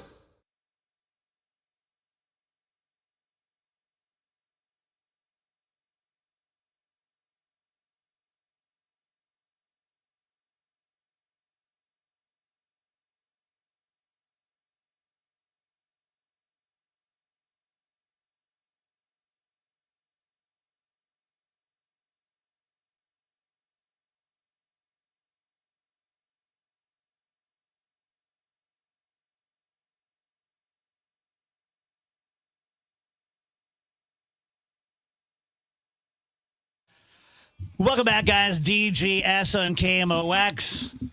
Good show. Busy. I love a busy show. I love it. I really do. I hate the quiet times. Our good friend Rennie Knott is in studio with us. He is the new executive director of Lift for Life Gym. I'm a big fan of Lift for Life. I'm a big fan of Rennie Knott. Good to see you, my brother. Well, good to see you, and thank you for having me over. Of course, because I think the last time you and I talked face to face, I really didn't have. Yeah. Well, I knew what I was doing, but I couldn't say anything as of yet. And now to be able to talk about it, it really lifts my heart.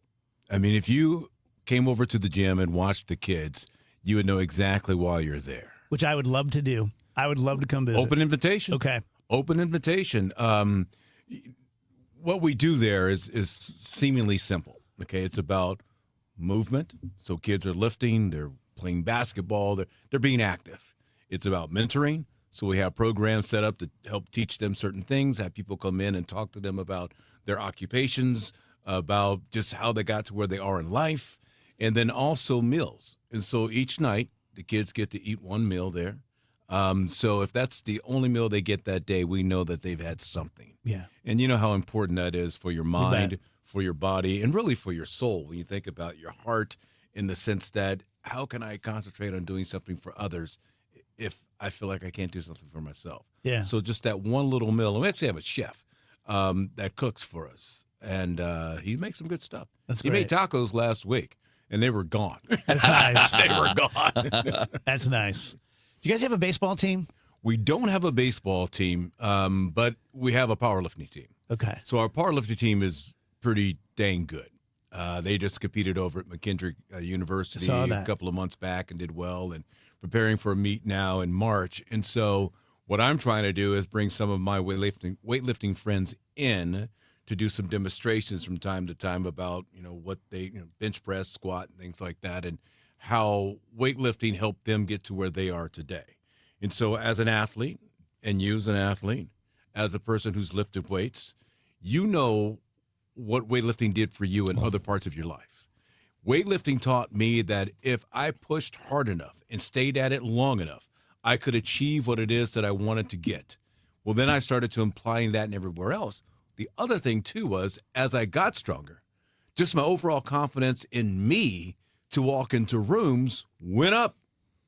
Suddenly, I was this guy that had this muscle and this strength, and I go, I'm not afraid of anybody anymore. I'm not afraid to be seen. I can stand up. And I'm hoping that those are the things that the kids are learning who are taking part in the weightlifting, besides the achievements of winning medals. Couldn't agree more. I was always an athlete, but really got into weightlifting in college. And I remember, and when you're 21, 22, you're just full of testosterone and everything works, right? Yeah. But I just remembered A plus B equals C.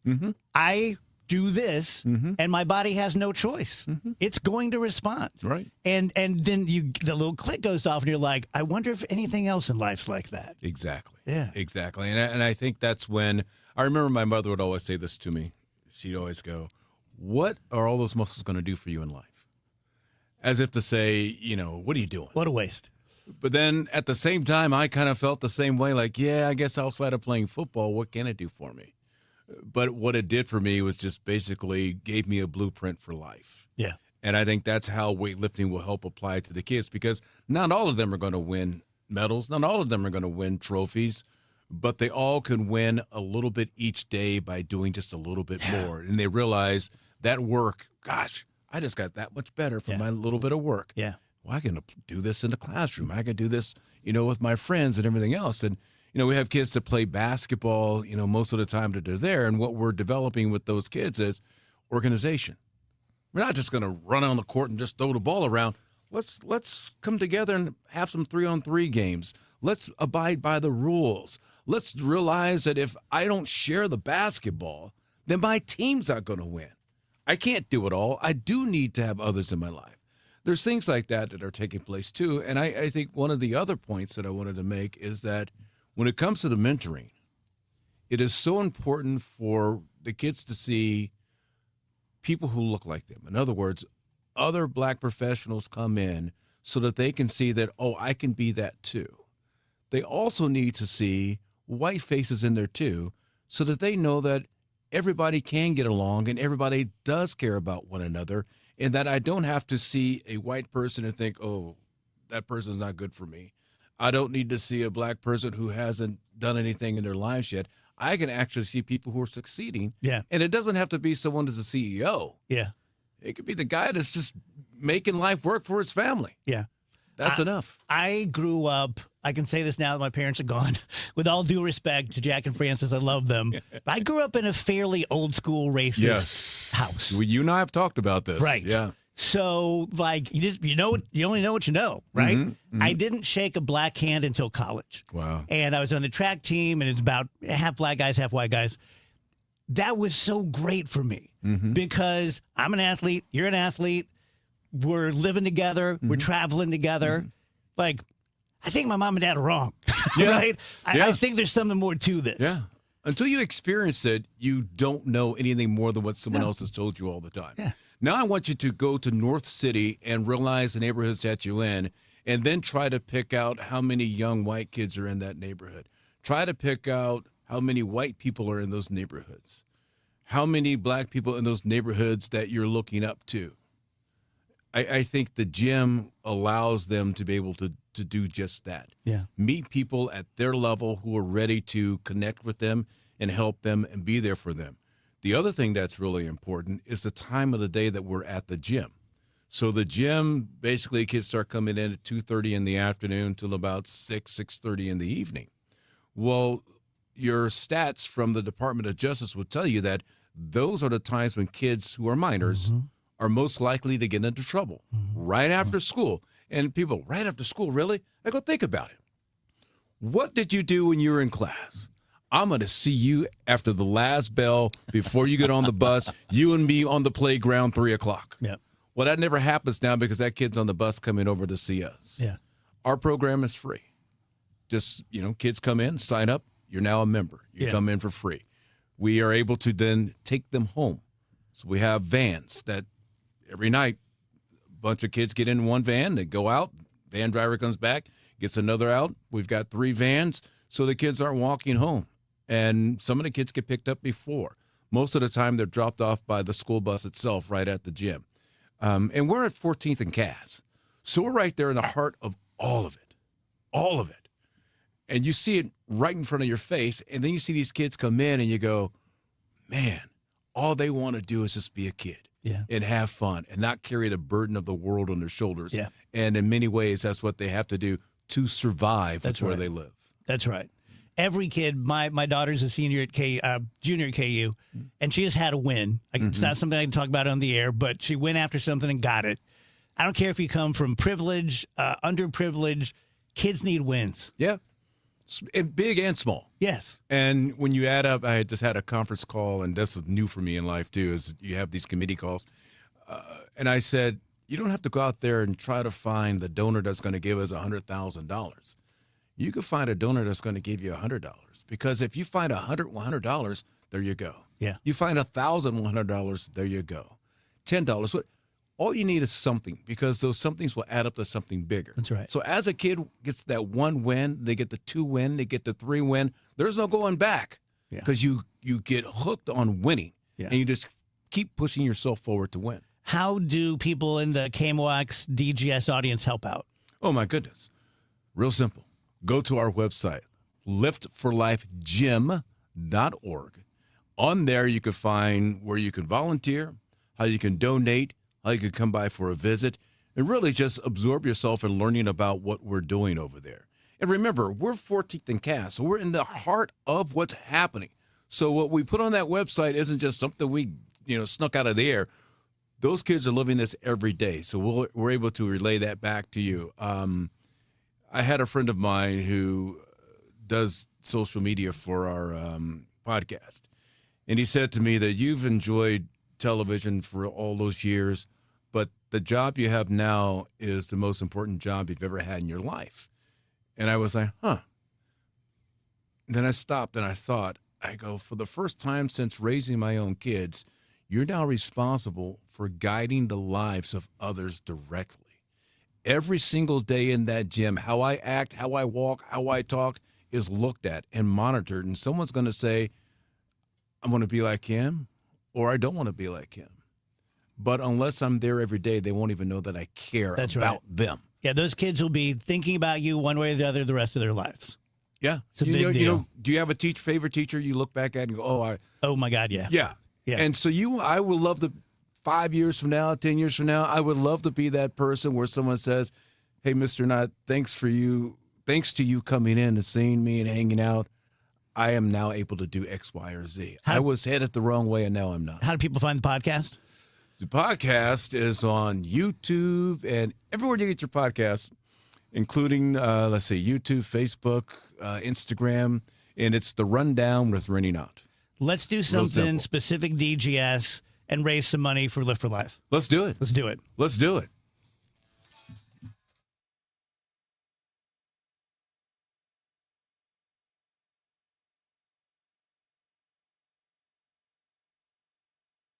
Big game, big screen, big energy at Ballpark Village, Sunday, February 8th. Enjoy the big game like you're in the end zone, featuring in-arena touchdown celebrations, band cams, contest VIP packages, and more, hosted by RDJ and DJ Dex. Save up to $10 on tickets with code KMOX. Tickets and event details at stlballparkvillage.com/events. For more information, KMOX.com/events. You're listening to Leaf Filter Radio, and the guru of gutter protection himself, Chris Coonahan, is here to take your most pressing leaf-related questions. Hey, everybody, Chris here. I understand we have Ron on the line. Ron, where are you calling from?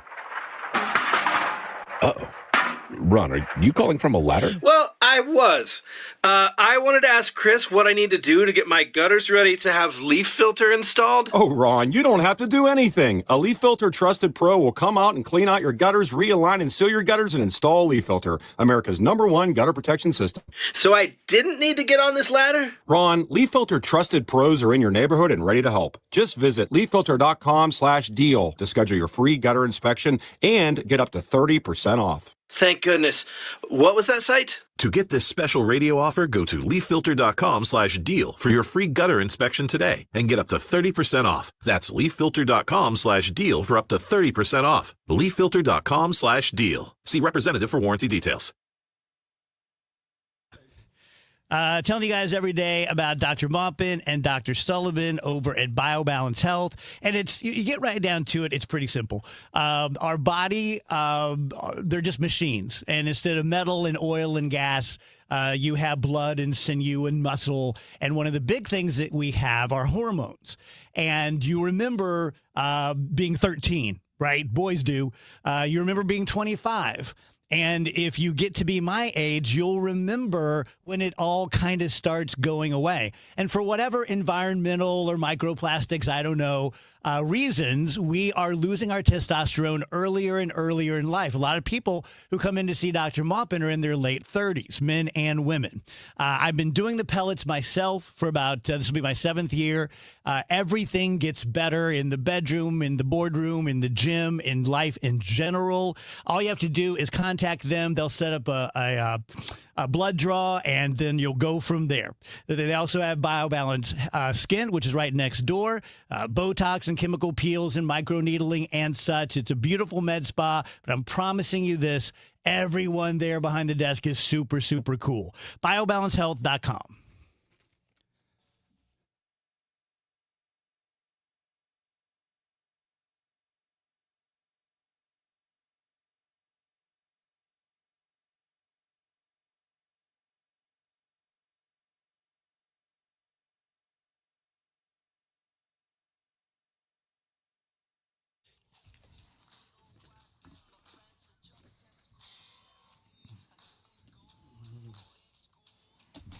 Welcome back, guys. DGS on KMOX. I love this album. I do, too. Today's International Lego Day. Oh, cool. Is it also International Step on a Lego Day? Yeah, people are doing that now on purpose. Ugh. On purpose? That hurts so much. Doing it on purpose. That's silly. Don't do that. Yeah. Why would you do that? Unless you're getting paid. Do you guys know that ICE is supposed to be working security for the Winter Olympics in Italy? I saw this. I don't know that it's ICE specifically. It's just coming out of the same department, and that department will often go on international trips. Gotcha. So I think it's a little bit of a sensationalized headline. That being said, I don't have every detail in front of me. So yeah. A new poll asked Americans to rank 2025 on a scale of 1 to 10, and the average was 5.3. Yeah. 2024 scored 6.1. Doesn't everybody wrap up a year and go, well, hope next year's better than this year? I feel like that's just like the way we are. Yeah, but I feel like since COVID, Maybe it's just that after 2020, we're all like, come on, 2021. And it punched us in the nose. Yeah. Come on, 2022. Oh, boy. And we just keep like this time. I think that's kind of, for me, that's kind of what's going on. Anyone heard of friction maxing? I don't like the sound of that. That's not what you think. Friction maxing is hard to even say. The idea that technology is taking away the inconveniences and friction that make life so satisfying. So friction maxing is rejecting some of the modern conveniences to that degree, that your life should be a little more musky and salty than just screens all the time. Yeah. I kind of dig that. I can get behind that. Andrew, what would you give 2025 on a scale of 1 to 10? 1. Okay. Fair enough. 1. You okay? Your voice sounds... You doing okay? Yes, I'm good. I'm good. What are you doing? I'm good. There's a lot of. I'm up. I'm moving around. I'm running this way and that. He has been fetching people all day. Did Rennie not punch you in the throat? Any movement, you got to remember, any movement over the speed of like 1/4 of a mile per hour. You've been running. Is going to take it out of me. Something serious. You've been running. This one's for Andrew. Hasbro is being sued for printing too many Magic the Gathering cards. Yeah, this has been a big story. So there used to be like 2 or 3 Magic the Gathering sets a year. They have upped that to like 7, and a couple of like Killing special releases on top of that. They are killing the golden goose. It is the only thing that makes Hasbro money is Magic the Gathering right now, and they have been killing that golden goose for a few years now, and it's getting worse. And what they're being accused of is basically artificially inflating this in order to like make it look like they're more successful than they actually are, and that's defrauding investors to a certain extent. So serious question. What makes this overprinting of cards lawsuit worthy? I as I understand it, it's like they are making the cards less valuable by printing so many of them, and they are making So they're printing more of the same cards. So there used to be some that were more rare, and now they're becoming more common. That's part of it. Okay, and then another part of it is the long-term effect, which is that it is devaluing the game by just creating so much of it. You know what I mean? It's driving people away. People are losing interest where they weren't before, because it's becoming harder and harder it's a game that you have to keep up with, and it's becoming harder and harder to keep up with the game. Interesting. Because you used to only have to keep up with a couple of things a year, and now it's like doubled that. Yeah, the lawsuit said they've flooded the market, devalued the product, angered players and retailers, and damaged the product's long-term viability. So they have seriously damaged retailers. So, Lawyer Dave. Yes. Do they have a case? Can you say ruining a pastime is worth being sued? That's a rough one. Now, this is different. Like my relationship to trading cards is baseball. And obviously, they don't remake older cards that were valuable, so that's where their value lies. So it's a different thing, but is that actually, like, you can say, well, my card was worth $1,000 and now it's only $500 because of what they're doing? Yeah. Is that even something that would be presented in a lawsuit? It would be tough because you have standing. We always talk about standing, which is really boring but really big.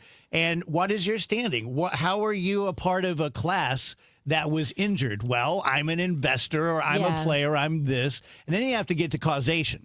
So did us making all these cards really cost you? Yeah, it'd be a tough road. It's their own shareholders who are suing. Yeah, that's what I was going to say. That's the crucial. Okay. That's the crucial thing. It's All not right. like me and a bunch of my buddies who play Magic who are suing them. Good. It's shareholders in a publicly traded company that are saying you are creating problems for the shareholders. There you go. You are wildly inflating the product, so that the sales artificially go up, and that's you're creating a bubble with the sales essentially. Makes sense. No, knowing that it's the shareholders makes it make more sense. And there was something about there was a 30th anniversary set that was very poorly received for a bunch of reasons that I'm not going to get into, but one of them being that they were selling the packs for $1,000 each, and they basically sold a couple of them, and then the rest of them all ended up in the landfill. Yeah. But they said they sold gangbusters, but in reality, most of them ended up in a trash pile in California. Wow.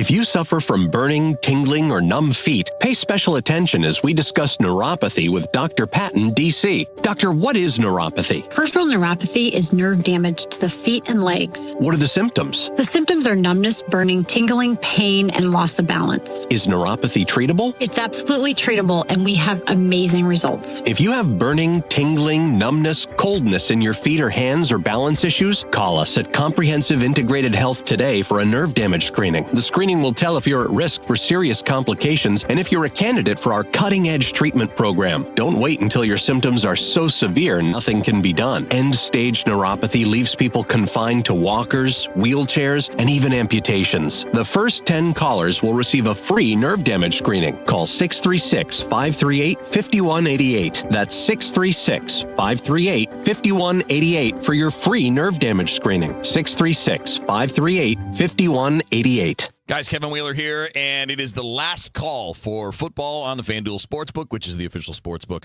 of KMOX and of Kevin Wheeler as well. You got one more Sunday, you got that one last kickoff coming up, and it's the final chance to get your action in on the NFL before the season shuts down. And it's Super Bowl 60, so it's still, a week and a half away. FanDuel is going to make sure that you're in on it, too. If you're a new customer, sign up, make a deposit of $5, and make the $5 bet on the Super Bowl. If you win, you'll get $200 in bonus bets. So, again, a $5 bet can get you $200 on a single bet if you win it on the Super Bowl. So whether you're backing the favorite in Seattle or you're going to jump on with the Patriots, either way, you got all kinds of choices. Heck, you can just do a parlay with individual performances. You don't even have to pick a side if you don't want to. And you can make it count. Because after the Super Bowl, the football season's over and done, and we're moving on to the rest of the sports calendar. So it's last call for football on FanDuel as an official sportsbook partner of Super Bowl 60. And visit FanDuel.com/Missouri to get yourself started. Remember, 21 or older and present in Missouri to play. Gambling problem? Call 1-800-GAMBLER. First online real money wager only. $5 first deposit is required. Bonus issued as non-withdrawable bonus bets that expire 7 days after receipt. Restrictions apply. See terms at sportsbook.fanduel.com. When life happens and you need to sell your St. Louis area home, call trusted realtor Gloria Liu with Your Home Sold Guaranteed Realty. Gloria is St. Louis's real estate expert with more than 22 years of experience and expertise, helping you sell quickly and for the most money. Selling your home can be so stressful, especially when life happens, like a sudden job change, a passing of a loved one, or a growing family. Knowing exactly how much your home will sell in today's market is the first step. Then I back it up with an upfront written guarantee. My guarantee is simple and easy to understand. If I can't sell your home at our agreed upon price and time frame, I'll buy it myself. When life happens, the name to remember is Gloria Liu, Your Home Sold Guaranteed Realty. I strongly suggest you call her right now at 314-325-6888, 314-325-6888, or visit GloriaHasTheBuyers.com. Gloria and seller must agree on price and possession date. Save more on the brands pros trust at Lowe's. Right now, get up to 35% off select major appliances and choose from our wide lineup of top brands. Plus, save $100 on a Little Giant 22-foot multi-position ladder, now just $189. Built for strength, flexibility, and job site versatility. Pros, these savings will only be here for a limited time. Lowe's, we help, you save. Valid through 1/30 while supplies last. Selection varies by location. See Lowe's.com for more details. My name is Whitney Allen. I am a widow. My husband Ryan died. We never thought in a million years we'd have to use life insurance. The unexpected happened. With Ethos, it is so fast and easy. It's 100% online. You can get a quote in seconds, apply in minutes, and get same-day coverage. No medical exams, and you can get up to $3 million worth of coverage through Ethos. Get your free quote at ethos.com/radio. That's ethos.com/radio. Time spent on application may vary. Online health questions required. News, talk, cards. KMOX AM St. Louis. KMOX FM Hazelwood. Always live on the free Odyssey app. At 3 o'clock, we've got 31 degrees. The feels like is 22 downtown at the Arch. St. Louis police say a joint effort with state, local, and federal partners led to the arrest of a suspect. Investigators believe shot and killed a mother and daughter and then set their home on fire. St. Louis Police Chief Robert Tracy. The mother, who was identified as 45-year-old Latasha Brown, and her daughter, identified as 9-year-old Paige Buckner both died at the hospital from their injuries. Our homicide detectives, including bomb and arson investigators and ATF special agents specializing in arson investigations, responded to the scene. This was a horrible act of violence. The suspect, 40-year-old Michael Antonio McNair Jr., was taken into custody Tuesday by U.S. Marshals after evading law enforcement for more than a month. Circuit Attorney Gabe Gore says this case involves an act of extreme violence and cruelty. McNair is charged with 2 counts of first-degree murder, armed criminal action, first-degree arson. We will leave no stone unturned in prosecuting this heinous crime. Maria Aquina, KMOX News. Ferguson police have arrested multiple people after a shooting at a funeral home that left 3 people shot and 3 others injured. Chief Troy Doyle says all victims have non-life-threatening injuries. You're asking questions that's very preliminary. We're still counting those things. We're still interviewing witnesses. Again, we're still trying to interview individuals that we have in custody. So everything right now is very preliminary. It happened during a service for a teenager. Doyle says they're still interviewing witnesses to sort out the suspects from the mourners. 2 federal agents involved in the shooting of Alex Preddy in Minneapolis have been placed on administrative leave since Saturday, according to the Department of Homeland Security.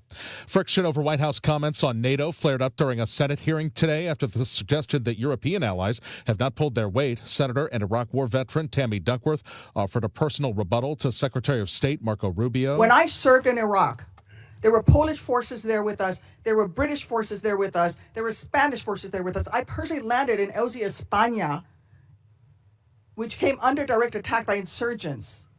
Polish troops who worked with the Illinois military, with the Illinois National Guard for 30 years, died in Afghanistan, Mr. Secretary. All the president wants is for NATO to Rubio says he acknowledges the sacrifices, but believes that NATO members have to be pushed to modernize. From the business desk, the Federal Reserve is holding steady on interest rates. Jason Brooks has the details. There was no surprise from the Fed as it paused the federal funds rate for the first time in 4 meetings, with the Fed noting improving economic activity in the U.S., and while saying that job gains have remained low, the unemployment rate is showing signs of stabilizing. And Fed members have been more concerned about the labor market than inflation in recent months, adding that inflation remains somewhat elevated at about 1% above the Fed's 2% target. There were 2 dissenters to the decision, with Fed Governors Stephen Mirren and Christopher Waller voting for quarter-point cuts. The federal funds rate remains in a range of 3.5 to 3.75%. Let's get an update of the St. Louis Business Index now to Stifel and Scott Bedell. Scott. Hello, Michael. Good afternoon, everyone. As previously heard on KMOX, the Federal Reserve concluded their 2-day meeting and left short-term interest rates unchanged as some investors were hoping for a reduction in the cost of money. For the most part, financial markets took the news in stride, with the Dow Jones Industrial Average gaining 12 points to 49,015. The Standard & Poor's 500 index down slightly at 6,978, while NASDAQ was the best performing index, gaining 0.2% to 23,857. Closer to home, the Bloomberg St. Louis Stock Index dropped 0.3% to 1,665. Checking on some stocks of local interest, Emerson Electric gained 0.5% at $148.52. Commerce Bank up 1% at $52.66. On the downside, Stifel Financial fell 10 cents to $126.24. Caleres slid 3% at $12.30, while Bayer Corporation lost 3.5% to close at $13.45.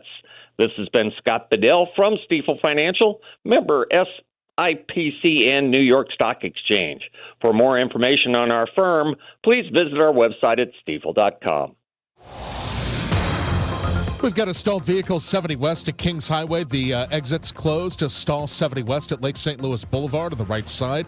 Another stall 55 South at Bayless and 170 northbound at Forest Park Parkway. There's plenty of sunshine out there this afternoon, and temperatures down a little bit compared to yesterday. Still very cold. 29 for the high. The northwest flow blocked in. Tonight, some clouds around will dip down to 9. On Thursday, more clouds and sunshine.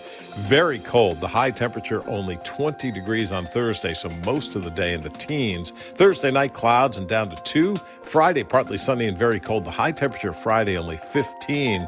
Near 0 Friday night, and high temperature Temperatures low 20s on Saturday, mid to upper 20s on Sunday. From the Saliga Heating and Cooling Weather Center, I'm meteorologist Dave Murray on 104.1 FM, KMOX. At the moment, it's 31, but feels like 22 downtown at the Arch. I'm Michael Calhoun, KMOX News.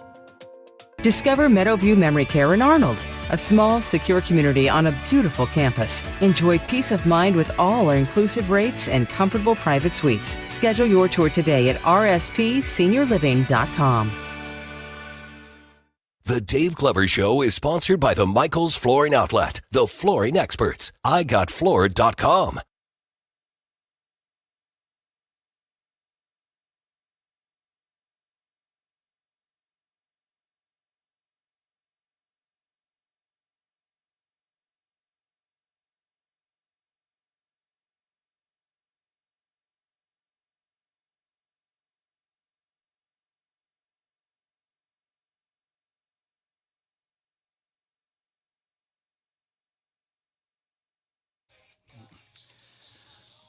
Welcome back, guys. DGS on KMOX. Happy Wednesday to you. A few minutes past 3 p.m. So I got lots of friends, as you know, and one of my really, really good friends is Dr. Matt Knoyer, ear, nose, and throat doc. We've been boys now a really long time and done a lot of great stuff and raised a lot of money, and he takes care of me and takes care of my family. And I invited him to come in today just to introduce you to him and get a little look at what he does. How you doing, my pal? Doing well, man. We've got some history, don't we? It's been a minute. Yeah. But yeah, it's been a long time. Yeah. I don't even know how long. Over 10 years. You're hitting your button to turn your mic off. There you go. You're good.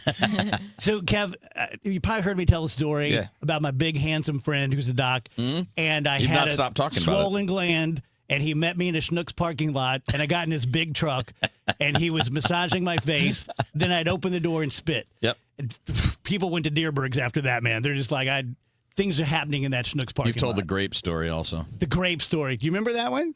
You got to tell me about the grape. Okay, when I had vertigo. Yeah. And I came in to see you. Right. Because I thought I had a brain tumor. Right. And the week before, I had eaten a grape off the floor in the studio as a bit. And I said, I don't know if this has anything to do with it. And you looked at me and you said, you are adorable. You said, I'm pretty sure what it is, but I'm positive it wasn't the grape. Almost positive it's not a brain tumor, and really positive it's not the grape. That's great. I need to introduce you to my boss, Steve. He's got the Paramaximal, whatever it's called. Yeah. Yeah, that little vertigo thing. BPPV, right. So, ear, nose, and throat. Let's just start there. Yeah. Why did you do it? How much have you loved it? Oh, my gosh. I've been in practice for about 18 years now. And we had a practice out in St. Charles County. We're out in St. Peter's as our office. You guys are generational too, right? Yeah. So my father actually did that job, and he always loved his job and was always really happy with it. And it just, one thing leads to another, and you end up doing the same thing. It's been a great thing for us. What did you come closest to doing within medicine besides ENT? Plastic surgery. Ooh. Yeah. That would have been a horrible mistake for me. How so? I'm not the plastic surgery kind of guy. Okay. You know, I drive, all my trucks are muddy all the time. I wouldn't have fit. Yeah. You and Hagen just aren't the same. Yeah. I'm telling you, yeah. Yeah. I'm just as happy on a farm somewhere. So tell everyone about your practice. What do you do? And I know you do the audiology stuff. So the main practice called Midwest ENT. Like I said, we're out in St. Peter's. We got 5 physicians, all ENT docs. We got 3 nurse practitioners. There's 4 doctors of audiology, and it's just kind of a full service ENT, single specialty, freestanding building. Yeah. So that everything's there. Like, so CT scans there, all the audiology, the hearing aids are there, allergy testing, treatment, all that stuff. It's meant to be one-stop shop and convenient. So let's get to audiology in a minute. Yeah. Let's just talk structural. Yeah. How do people know they need you? I mean, the most of the stuff that we end up seeing is quality of life stuff. It's congestion. I got this feeling of fullness in my throat. I'm hoarse, I'm losing hearing. I got ringing in my ears, those kind of things. Yeah. Right. Anything, their whole purview is all anything, ears, nose, and throat. Yeah. And so you've been doing this for 18 years. So you've been involved in this with med school and stuff now for 20, 25 years. For sure. How much has the technology and the procedures changed in your time? I would have never imagined coming out of residency. I guess I was out of residency in 2008. Never would have imagined what I would be doing now. It didn't exist. Wow. I mean, it makes it fun. You know, it just having new stuff, new technologies come out. I mean, for almost any complaint we have, especially nasal related, there's something you can offer now, and that wasn't always the case. Yeah. It makes it way more fun. Yeah.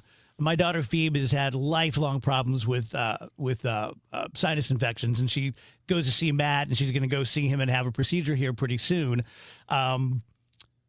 Let's talk specifically about that balloon sinuplasty. Yeah. I know that before balloon sinuplasty, sinus surgery was pretty brutal. Right. I mean, pretty bloody, pretty painful, and this kind of was a game changer.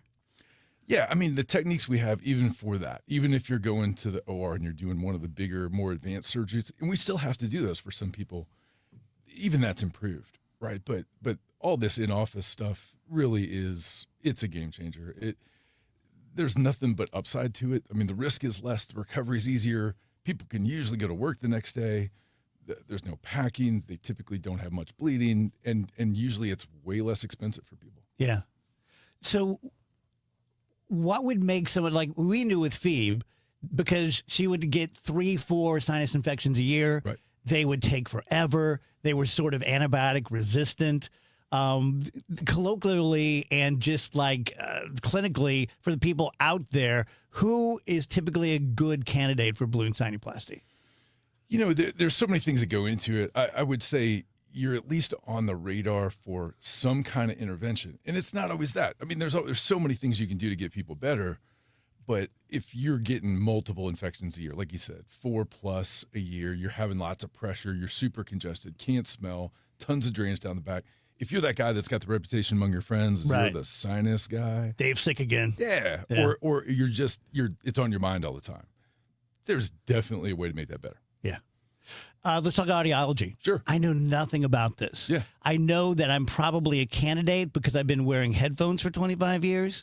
And as I understand, that's not great for your ears. I played in a rock band my whole life. That'll I've been get a you. drummer and Right. cymbals and the whole thing. I don't clock that I have any sort of hearing loss, but I'm sure that's pretty common for people to not think they do and find out that they do. Every day. Yeah, every day. And at some point, usually it's somebody in your life, right? Yeah. It's usually wife, girlfriend, friends, like, hey, this is getting bad. Yeah. Or the television's up crazy high at home. Yeah. That's the most common thing probably. Yeah. And yeah, if it ever is something you look into, I mean, the way we do it, if you call and you say, hey, I've got some hearing issues, they set you up with an appointment with one of us. You see the doctor of audiology first, they get you a hearing test, and then at least we've got a baseline. Yeah. Right. And nobody's ever going to make you do anything about that Yeah. hearing loss, but at least you know and you get educated about it. Yeah. Our hearing aids, they need a new name. Maybe they even have a new name, but hearing aids is like nursing home. Like you hear that and you're like, I know what that is. But again, the technology is so advanced. But I'll say this, my whole life, even as a kid, it was always a trope, like someone with a hearing aid and like, oh, I look so old. I've never understood that. Me neither. Like, what are you talking about? Like if you break your arm, you get a cast. If you need glasses, you get glasses. You need contacts. Like, where's the shame in having a hearing aid? I don't get it either. I'm 48, and you can see I've got a pair of readers on my shirt, Yeah. and I don't go anywhere without them because Yeah. it's a disaster if I don't. Right. So, yeah, if you need them, everybody's different, right? But I think the stigma of that, I mean, how many wearables you see people have all the time, Right. Something on the back of their ear, they got AirPods in. I just don't think the stigma's there like it used to be. Yeah. I want to talk about med school. Yeah. I watched The Pit last year, and I became obsessed to the point that my TikTok thought I was a third-year resident, and I just kept getting all this medical stuff. And I've always said, like, graduating WashU Law, like, I probably was, like, smart enough to go through med school, but knowing you and Hagen and Pruitt and guys like you either have something that I don't, a toughness, or that is trained into you. And I've always been fascinated by, is it a little bit of both? Like, I'm just not the guy to get a call at 3 a.m. and go in and do surgery. I'm going to kill somebody. It's a little trained into you, and you also self-select for certain things, right? So let's say you're going through school, and the school is arduous, yeah, but everybody that I went into school with graduated, and they got their MD degree. Well, then you've got to decide what you're going to do as a career, right? And if you don't want to go in the middle of the night, like pediatricians got a pretty good lifestyle, and they do great work, right? And if you want to be a neurosurgeon, I mean, at 50, at 60, at 65, you can be waking up in the middle of the night and going and taking care of big emergencies. Right? Yeah. So it's that kind of quality of life as a physician is something you got to look for. It is hard to make that call when you're 25. No kidding, man. Right? Yeah. To say this is what I want when I'm 50, 60. Yeah. How has AI changed your job, if at all? I would say a lot of it is kind of on the periphery, and we kind of see it coming. But medicine is a little bit glacial in the way that it adopts new technologies, at least Probably in for the some best. way, right? So there's a lot of guys that will use them for notes. They'll say, "Hey, is it okay if I put my phone here and record this?" And they'll make a note from the AI. I know a lot of guys that do that. It's definitely coming. Like everything else, it's coming. And there's all this. I'm actually going to a conference this weekend. There's going to be a whole bunch on AI. Yeah. How you bring that into your practice. Yeah. But well, I can't I can't recommend Matt enough as a physician. Obviously, I'm sending my little baby girl to him as a dude. So if you have any sort of hearing troubles, any sort of throat troubles, swallowing troubles, sinus troubles, go see Matt. Once again, how do they find you, Matt? So the main website is entmidwest.com, or phone number is 636-441-3100. Cool. Love you, brother. Thanks, man.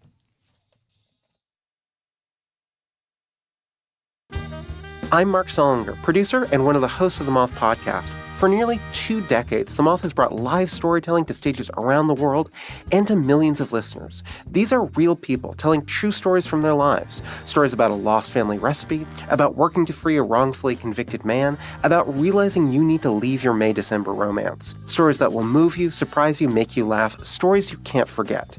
Join us. Follow and listen to The Moth wherever you get your podcasts. Hey guys, tell you guys about Michael's Baths, and as you know, Mike is independent. He's just a guy, lives out in St. Charles County, and he's a St. Louis boy, born and bred. About 30 years ago, he decided that he wanted to do nothing but bathroom remodeling. Didn't want to do kitchens, didn't want to knock out walls, didn't want to do general construction, and so he's become really, really good at it, as you might imagine, doing the same thing for 30 years in a row. He is just full of integrity. His word is his bond. He's going to give you a handshake. If he says he's there on Tuesday, he's there on Tuesday. If he says he's done on Thursday, he's done on Thursday. He has better products than the national companies. They're all made in the USA. Very patriotic guy. And he's about 30 to 50% less expensive than Bath Fitter and 3-Day Kitchen and Bath. If you are interested in doing a remodel of your bathroom, whether it's for safety, beauty, or both, call him at 636-775-0800 or michaelsbaths.com. Febreze. New Febreze Air Mist has 50% more odor fighters and up to 30% more fragrance than the old formula. So now you can take on 100% more stinky odors, like sweaty gym bags, greasy cooking smells, and the after effects of the dog rolling around in something. Just spray, and new Febreze Air instantly restores just clean freshness. Smell you later, odor. Breathe happy Febreze. La la la la la. You're still grooving, still connecting, still loving, still turning up, still thriving. You still got it, but your immune system, it weakens as you age. That's where vaccines come in. They help train and strengthen your immune response to fight off respiratory illnesses like flu, pneumococcal pneumonia, RSV, or COVID-19. Ask your doctor or pharmacist which vaccines you need. Book in minutes at VaxAssist.com. Sponsored by Pfizer.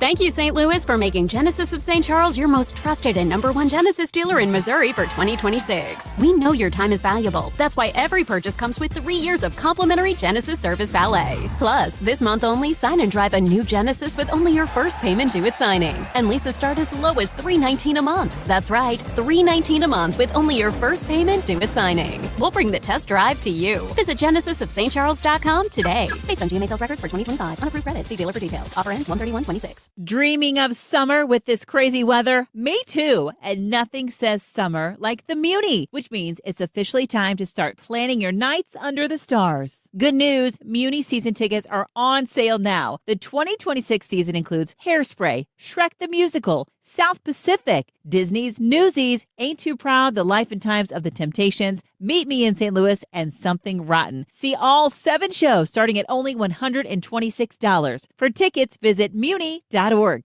Want to build income without a second job? Learn how real estate investing can help you create extra income one step at a time with Lifestyles Unlimited. Text radio to 88007. That's RADIO to 88007. Presented by Lifestyles Unlimited.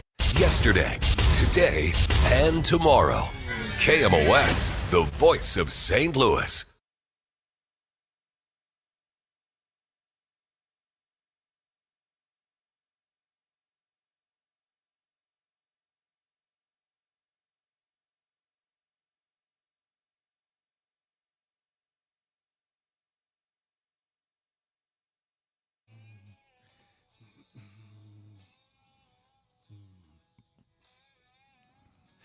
Welcome back, DGS and KMOX 321. Rich, you have the sounds in front of you, the audios? Let me see here. David. Let me throw them on the list. You mean that one? Which one do you want to start with, Dave? I want to play for Rachel the Doomsday Clock because she loves it so much. I love the Doomsday Clock. You want to set it up while I get it thrown in here? Oh, that's okay. It was just like a little one-off. It's not worth waiting on. I got it. I got it right here. Is it about a clock? It's about o'clock. Yeah, we're the closest to Doomsday we've ever been. It's on the list if you want to hit it. You want to play it, Dave? Sure. It is now 85 seconds to midnight. This is the closest the world has ever been Who is to midnight. this?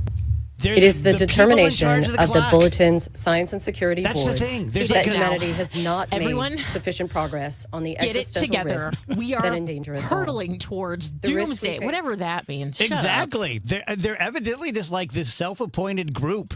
Where do they get their money? I don't know. And no one says 85 seconds. You say a minute and a half. We're a minute and a half Yeah, from that- midnight. Right. What makes it not 84? Yeah. What makes it not 84? Because 5's a nice round number and people like numbers like that. I already told you why. It's because once they hit midnight, the world has no use for them. Yeah. So they can never. They're always like, it's actually we are 1,000 seconds, and then 1,000 seconds from now you go, well, okay, well, how come the world's still here? And they're like, oh, it's like metaphorical. Now we're 999 seconds though because you asked us about it. Yeah. I want to hear the beginning again. It is now 85 seconds to midnight. Shut up. Just stop. Also, Nobody cares. the idea that we are right now closer than ever, really we're closer than we were during the Cuban Missile Crisis when Russia and the United States almost went to a nuclear war. We're really closer to the end of the world now than then. Actually, I did think we were closer then, weren't we? I thought at one point we were like 30 seconds. Well, to this midnight. this right No, now, this is the closest it's their ever been. release says that this is the Didn't you closest hear her it's ever voice? been. Okay, you guys are Her right. You voice guys is are right. quivering. You guys are right. I'm sorry. It's the closest we've ever It been. sounded like she It is- ran to the mic. I know. Obviously, the closest we've ever been. I'm so foolish. Okay. Just give me a second. We're 85 seconds away. I mean, I'm Sorry, not, I just had to move the I'm big not- hands on the giant clock. I'm a little out of breath. I'm not saying that it's not that like everything's going great, but the overly dramatic presentation is like this is the closest it's ever been to the world. And really, because people thought that. I mean, like you mean World War II when millions of people were dying, civilians and soldiers alike. We're closer now than then. And they think we're going to be like, no. Not 85 seconds. 85 seconds. It's kind of the boy who cries wolf thing too, right? Like they do this all the time, or they update it here, and we're getting closer, and nothing happens. Yeah. And I'm not saying I want to attack, but I'm glad we haven't ended the world. But like this, they are about. I always thought this was like the what do you call it? The atomic scientists, right? So why are we closer to all-out nuclear war ending the world now than we were at any point previously? Greenland. Okay, since Andrew said moving the hands on the giant clock, Yeah. do you guys remember learning to tell time in school? Did they teach you in school? I And, learned and at did home. they do it I on learned a in school. cardboard clock? I know what you're talking about. I know Yeah. exactly what you're talking Yeah. about. My mom and dad were so weird. Like I was potty trained by definitely by 2. My mom's goal was 1. What's up with that? That's insanity. How do I not have a bunch of dead nurses in my crawl space? Hated diapers. And they wanted me to learn to tell time super early. So I'm probably 3, and I'm like, what? So What is time? yeah, what Does that mean? talking about, lady? I have to go sit on that toilet. I'm 18 inches tall. Yeah, did they have a step for you or something? I look, you're not going to believe me, but on my kids' lives, this is true. It's a memory. Memories can be false.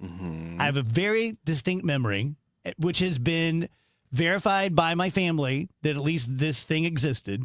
And it was like a potty that went on top of your toilet. Yeah, they and exist. It was yellow, and it had blue ducks. Yeah. And it had a little white belt that went around my waist. Yeah.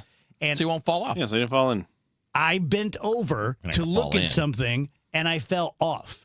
And so I remember being like on my hands and knees with this thing attached to my butt. Mm-hmm. Oh, so And- they didn't actually attach it to the seat. Right. Ah. Right. And calling for my mom, but she was like hanging clothes or something. So, Oh, yeah, I'm sorry, Dave. I got over it.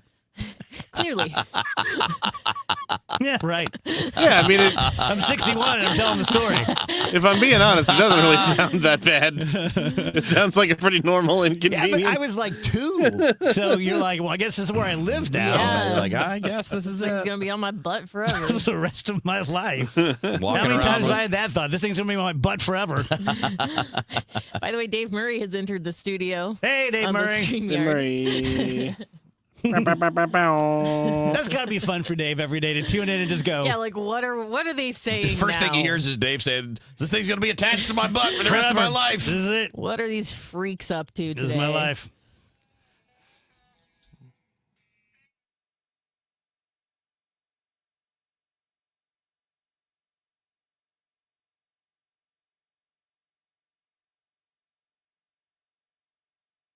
Start your day with an edge. Total Information AM. It's like breakfast for your brain. I wake up, I turn on the news. I gotta listen 3 or 4 times every day. Debbie Monterey, Megan Lynch, Tom Ackerman. I like to wake up with the news. Total Information AM. It's where I get my news. Traffic conditions and potential weather that's coming. Total Information AM. Weekdays 5 to 9. I like to turn it on and just get caught up. Where I get my news. The news, weather, and traffic. On the voice of St. Louis, KMOX. Let me tell you guys about Dr. Corey Solman, my orthopedic surgeon. He is a super nice guy, and that matters because when you are discussing something like getting a knee replacement or a hip replacement for you or your elderly loved one who may be really afraid of going under general anesthetic, or maybe it's for a young person who's like a little 12-year-old soccer player and tore an ACL or an MCL, and you want someone who can connect with them, not a cold fish, not a God complex surgeon, not someone who's just very cold and austere. That's Corey. He's very cool. He's very nice. He's very funny. He also happens to be one of the very best surgeons in the Midwest. I know so many doctors. As you know, I do lives for many, many doctors, and they send patients back and forth. And all the doctors I know, when someone comes in or they say, hey, by the way, my mom, I think she needs a knee replacement, always send them to Dr. Corey Solman. He's out in Chesterfield. When you call, make sure you let him know that you're from the show because he and I are good buddies. 636-231-5881 or Solman, S-O-L-M-A-N, SolmanOrthopedics.com. If you owe the IRS, you have a legal issue, and you need the Lance Drury Law Firm. We'll protect your rights. Log on at LanceDruryLaw.com. Traffic from the MichaelsFlooringOutlet.com Traffic Center. Well, they dispatched EMS for a crash with injuries southbound 55 north of 270. It's actually southbound 270 before 55. I can see the emergency crews coming through the traffic.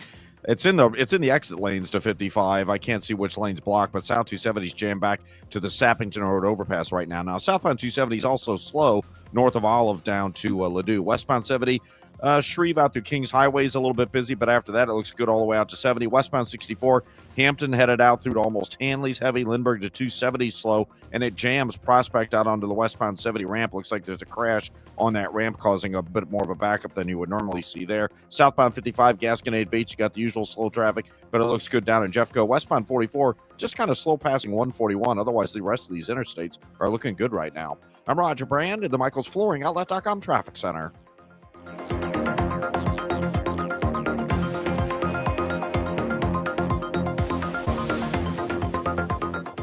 All right. right, guys, want to talk to you about this food and wine event going on at Union Station next weekend, February 6th and 7th, right here in downtown St. Louis. And of course, it's presented by Schnucks. It features hundreds of wines, a selection of craft beers, and culinary delights around every corner. You can even purchase wine as you taste it with the online ordering site. You're going to get exclusive, event-only discounted prices that are even lower than our Schnucks Wine Club offers. Plus, the event benefits the Repertory Theater of St. Louis and Operation Food Search. Love Operation Food Search so much. So for more information, go to schnucks.com/STLFoodWine. You can get your tickets there, and I actually have a special code you can use for 10% off. KMOXFW10, so KMOX Food Wine 10, basically, for 10% off your tickets. That's schnucks.com/STLFoodWine going on February 6th and 7th at Union Station. Hope to see you there. This is a test of the emergency alert system. This is only a test.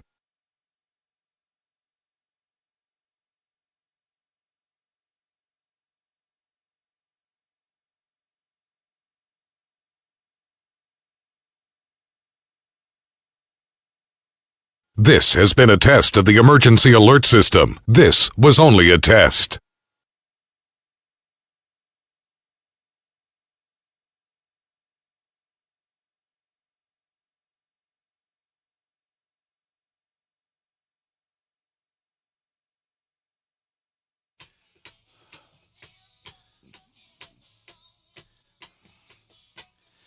Welcome back, guys. DGS on KMOX. Happy Wednesday. 3:32, Dave Murray time, brought to you by Saliga Heating and Cooling Weather Desk. Dave joins us. Hello, Dave. I hate to go back in time, but what is on your butt? Not much. All I these heard days. is I'm going to live with this on my butt for the rest of my life. My mom tried to potty train me by the time I was 2, and so I had a little squatty potty that I was connected to, and she left me alone to do my business, and I bent over too far and fell off and ended up flat on my face with this thing sticking on my butt. And so, yeah, that's it. Could have been worse. Good times. I've had worse things stuck in my butt. Let's say then you implied that there were future occasions that also had something stuck. Sure. Yeah. I mean, I've lived my life. Who hasn't? Yeah, I did it again. Right. Yeah. I did it over and over I mean, again. I went to WashU Law School, so I've had a few things stuck. Who thought this is where we would end up in our careers, Dave? Talking about things stuck on my butt. Yep. Why not? Why not? Why not? So, do you ever get off of your hit here and go up to Janice and be like, "Get this"? Oh, yeah, occasionally, yeah, but not in a negative way. That's just good. In an amusing, funny, just a good time way. How's she doing, by the way? She's okay. She had to go into a quick surgery yesterday because of a it's not a blood clot, because that makes you sound like really weird, but there was a pooling of blood that really needed to be taken care of. And it was pretty quick. In all of this stuff with Janice, we've forgotten about you. Are you all healed up from your little tumble? Yeah. Well, the shoulder still hurts a little bit, but met with my orthopedic guy about a week and a half ago, and he said, "Yeah, where you are right now is about where you probably should be." Gotcha. And he said, actually, it's a brother team. One is they're both orthopedic guys. He goes, see Warren. Go see Warren, and let's get a second opinion on this. That's pretty great. But he said that, going in and maybe doing not surgery per se, but some fine tuning in there. Yeah. He said sometimes the results can be worse than what you're going through now. Dave, speaking of siblings, I wanted to tell you this. I met my new hospice patients today. And so what I do with No One Dies Alone, which you guys can too, I can tell you how to volunteer, is a couple times a month we'll get a text to the volunteer group that says, one of our patients is emergently dying. We need you to sit vigil with them overnight. I do that. And then at any given time, you have a couple of hospice patients, if you want to do it, and I do, where you visit them once a week and you read to them and you talk to them and, whatever they want to do. So I have 2 new ones. Sisters. I'm calling them Laverne and Shirley because you can't use their real names. Laverne is 107. Wow. And her baby sister, Shirley, is 96. They lived their That's entire amazing. life together, never married or have kids, and now they're in a nursing home in rooms next to each other on the hall. Wow. What a Now, life. Just out of curiosity, and you probably don't know this yet, how long did their parents live? It's a great question. I didn't ask them, but yeah, they've got to have some crazy longevity in their family. Yeah, you would think so. Anyway. Are they Glovers? Yeah, maybe. Maybe they're my aunts. That'd be pretty weird if there was some kind of link. No kidding. I didn't tell you this, Rach. Melissa, who you know, who does all the volunteer, handling all that, she said Shirley has been asking me to bring her a good-looking man. And so she walked in with me and she goes, "Hey, Shirley, I brought you that good-looking man you asked for." And Shirley looked me up and down. She goes, "I guess he'll do." If only my dad was still alive. Oh, boy, he'd be cleaning up. He's making road trips. Road trips. He's like, "Sisters." Sisters, you got it. I'm there. So how we looking, Dave? Yeah, cold. I wish I could say that there is some hope at the end of the tunnel here, but we're cold through the weekend. 9 tonight, 20 tomorrow. A lot of clouds around. There's going to be kind of a modified Alberta Clipper / cold front in the northwest flow coming through on Thursday night. A lot of clouds around going down to 2. There's going to be a little light snow, a little snow flurry activity. There could be a dusting in spots. I don't think everybody sees that Thursday night, but it's around. The ground is so cold that it wouldn't take much.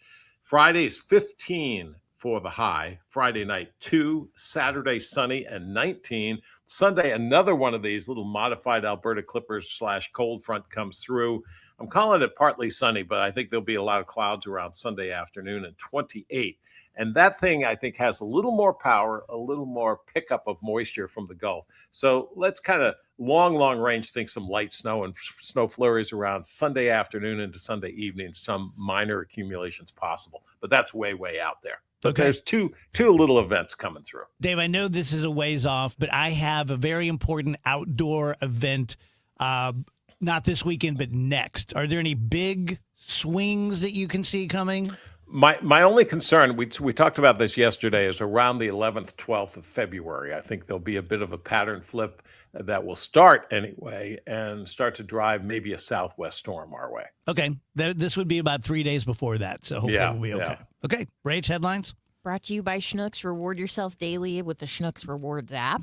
So Capitol Police say that threat cases have jumped 57% in 2025. That's 14,938 total cases. It's been climbing for several years, up from 7,501 in 2022. And what are the cases of, Rach? Political threats, like threats against Congress people. Gee, I wonder why. 14,000. They're citing increasingly aggressive political rhetoric and the sense of impunity some people feel online. I wonder why people feel impunity when all kinds of people just got pardoned for doing crime. The DOJ is teasing the Epstein file release in the near term. They don't say exactly when that's going to be, but Tell me, what are we now, 40 days past when the law said it had to be released? in quite a while. Yeah. So again, you wonder why people are feeling free to do whatever they want. Yeah. Because nobody follows the law. It's a good point. Rach, did you hear the latest thing with Ghislaine? No. Ghislaine Maxwell has let it be known that she knows of 29 famous, powerful men who made deals with Epstein to keep him quiet. And she's just putting it out there. She's not saying, "I'll tell you," or anything, but she's playing everyone like a fiddle, isn't she? Mm-hmm. Crazy. Yale just made tuition free for a lot of people if your family earns less than $200,000 a year. Okay, so basically, if you're a newly admitted undergraduate and your family makes over $100,000, you pay nothing to attend. Tuition, room, and board is included. Families earning over $200,000 won't pay tuition, but they still might have to pay for housing and other costs. Pretty great. Full sticker price is at more than $90,000 a year to Yikes. attend Yale. We talked about mountain lions earlier in the show briefly. A young mountain lion was captured in San Francisco. It was believed to be about a year old and was near Lafayette Park in Pacific Heights. And they captured the mountain lion Tuesday morning, and it was cornered in a space between two buildings, and they were able to tranquilize the young mountain lion, 77 pounds, and was removed from the area in a metal cage. Once it undergoes a health evaluation, they will return him to a natural habitat of sorts. You know what TikTok always gets me? I found this little bobcat on the side of the road, and I thought it was a kitten. Then they start the soft music, and then you see them growing up together, and he's playing with the black Labrador retriever, and those always get me. Get a little misty. A bobcat? Oh, I've seen bobcat. I've seen Black Panther. I've seen lots of raccoons, coyotes. I'm going to go ahead and guess that the bobcat and the Black Panther are AI. I don't think so. They're raising the Black Panther in their home? It looked pretty real. Interesting. I've heard of people having like the serval cats in their house. Those are scary. They are scary. I get a very uneasy feeling every time I see those videos because it's like, this is dangerous for the family and it's got to be horrible for that cat. Yeah. I'm just not a fan of that. All right, NASA is putting its moon mission crew in quarantine. So this is their standard pre-launch isolation program for health stabilization, designed to keep them from catching anything that could derail the first human trip around the moon in more than 50 years. So this will be able to... Go ahead, Dave. Did we ever hear when they brought those astronauts back of what one of those astronauts had? No, nothing. I guess they don't ever have to tell us because of privacy issues, but you would think it would come out, yeah. I wonder what it was. It just creates more intrigue when you do. It's like, well, why don't you want to tell us? What was it? It's probably a sinus infection. We're all like, ooh. Let's see. The Late Show with Stephen Colbert is officially nearing its end. Last night, it looks like Stephen Colbert shared that Thursday, May 21st of this year will be his final episode. Colbert said, "It feels real now. I'm not thrilled with it." And final story here. I don't know why I think this is funny. Do you guys think this is funny? Neil Young is gifting Greenland free access to his entire music catalog. I just think it's very funny and cute. Because he said, "I hope my music and music films will ease some of the unwanted stress and threats you're experiencing from our unpopular and hopefully temporary government." It's just funny because it's like, I love that the guy wants to help. And it is really nice. It's a really nice thing to do. But it's also, there's a bit of hubris involved in like, I know what'll make them feel better. Free access to the Neil Young music catalog. I think living in the Arctic is tough enough without adding Neil Young to it. That's what I was thinking too. I like Neil Young. I like a lot of the Neil Young songs. Do you though? Yes, I do. Well, Harvest Moon is great. Oh, it's a beautiful song. Heart of Gold? It always seemed like the kind of artist you pretend to like to get girls, but you don't really like. Rachel's just trying to get girls. Yeah, I'm always trying to get girls over here. Famously beloved by all girls, Neil Young. Yeah, all those like Gen Z. He's a magnet. Did you see that? Famous heartthrob. Yeah. Fabian, Elvis, Neil Young. Do you guys see that there's a big move to boycott our World Cup because of politics? Internationally? Yes. Yes. Yeah, it's not going to happen. Mostly European Union. Yeah, not going to happen. Plus, if they did, we'll just buy the tickets. I mean, fans will boycott. That's fine. The teams are not going to. Oh, no. Yeah. The teams are not passing on their World Cup. It's too big. Although it's interesting. I'm not sure whether it's just bravado at this point, but the EU, was it EU? How do I not know this? Just made a big blockbuster deal with India, a trade deal that they've been working on for like 20 years, but they didn't want to piss off the United States. It seems like the world's kind of moving on without us, or at least pretending to. Well, if your constant message is we don't need anybody, well, then what do you think they're going to do? Yeah. Right? I mean, if I'm a partner with a country that is unpredictable and not treating me well and telling me basically I don't matter, well, all right, I have to shop elsewhere. Yeah. True. So we should probably just do our jobs better. Thank you, Dave. Appreciate it. All righty. Tell you guys once again about Universal Windows Direct. Here's the deal. if you are not interested in replacement windows, you don't care. But if you're one of the many, many people out there who this is your time, or maybe it's going to be later on in the year when you need replacement windows, television at this point is pretty much personal injury attorneys, drugs, and window companies. And so you're just getting bombarded with this place and that place. Just know that I've checked them all out. I went with Universal Windows Direct. I think they're the best. They have great windows. They have great warranties. They have great guarantees. Right now, they're offering buy 4 windows, get 4 windows for free. 0% interest financing for 60 months. Spread out your payments over 5 years, same as cash. $1,000 off your entire project and a vacation for you and your family with every purchase. 314-334-2522, universalwindowsdirect.com. Traffic from the MichaelsFlooringOutlet.com Traffic Center.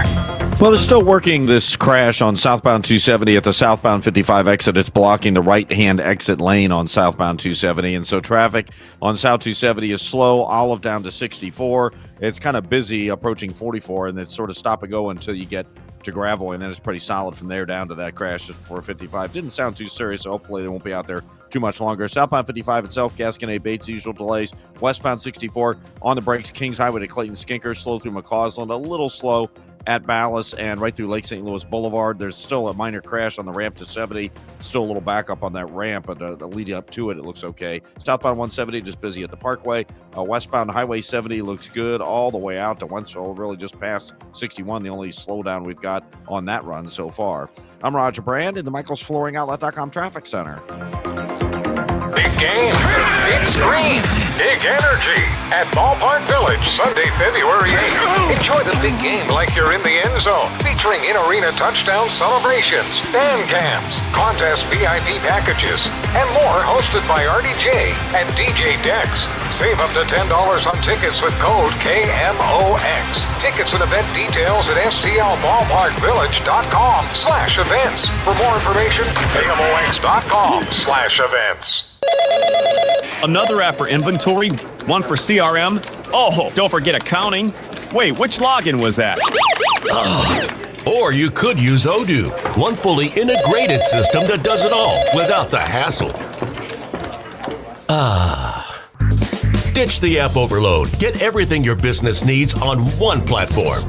Try Odoo free today at odoo.com. That's ODOO.com. What's up, everybody? I'm Nick Costos, and watching sports isn't a hobby, it's a lifestyle. And my show is not a job, it's a passion. From the NFL playoffs to the NBA and everything in between, celebrate sports with me every day on You Better You Bet from 9 a.m. to noon Eastern. Download the Odyssey app now and listen to Westwood One Sports from anywhere. It's You Better You Bet with me, Nick Costos, live and interactive Monday through Friday, 9 a.m. to noon Eastern, presented by BetMGM. I'm John Morgan of Morgan & Morgan. I've been asked many times how Morgan & Morgan became the largest injury firm in the world. I think I know. When someone comes to us for an on-the-job injury, we have a huge workers' compensation practice. But many times we find a defective product that was responsible for that injury. Luckily for them, we have a product liability section headed by my son, Mike. In addition to the comp case, there's a product case too. Other times, the injured worker is fired or harassed for bringing that claim. We have them covered. Our employment lawyers handle retaliation claims as well as wage theft and discrimination cases, and in some cases need to file for Social Security benefits. No problem. We became big for a reason. 30% of our new cases come as referrals from former clients. Hiring us is easy. Go to forthepeople.com on your mobile device or computer, or call Pound Law on your cell, pound 529. Morgan & Morgan. Injured? Dial Pound Law or visit forthepeople.com for an office near you.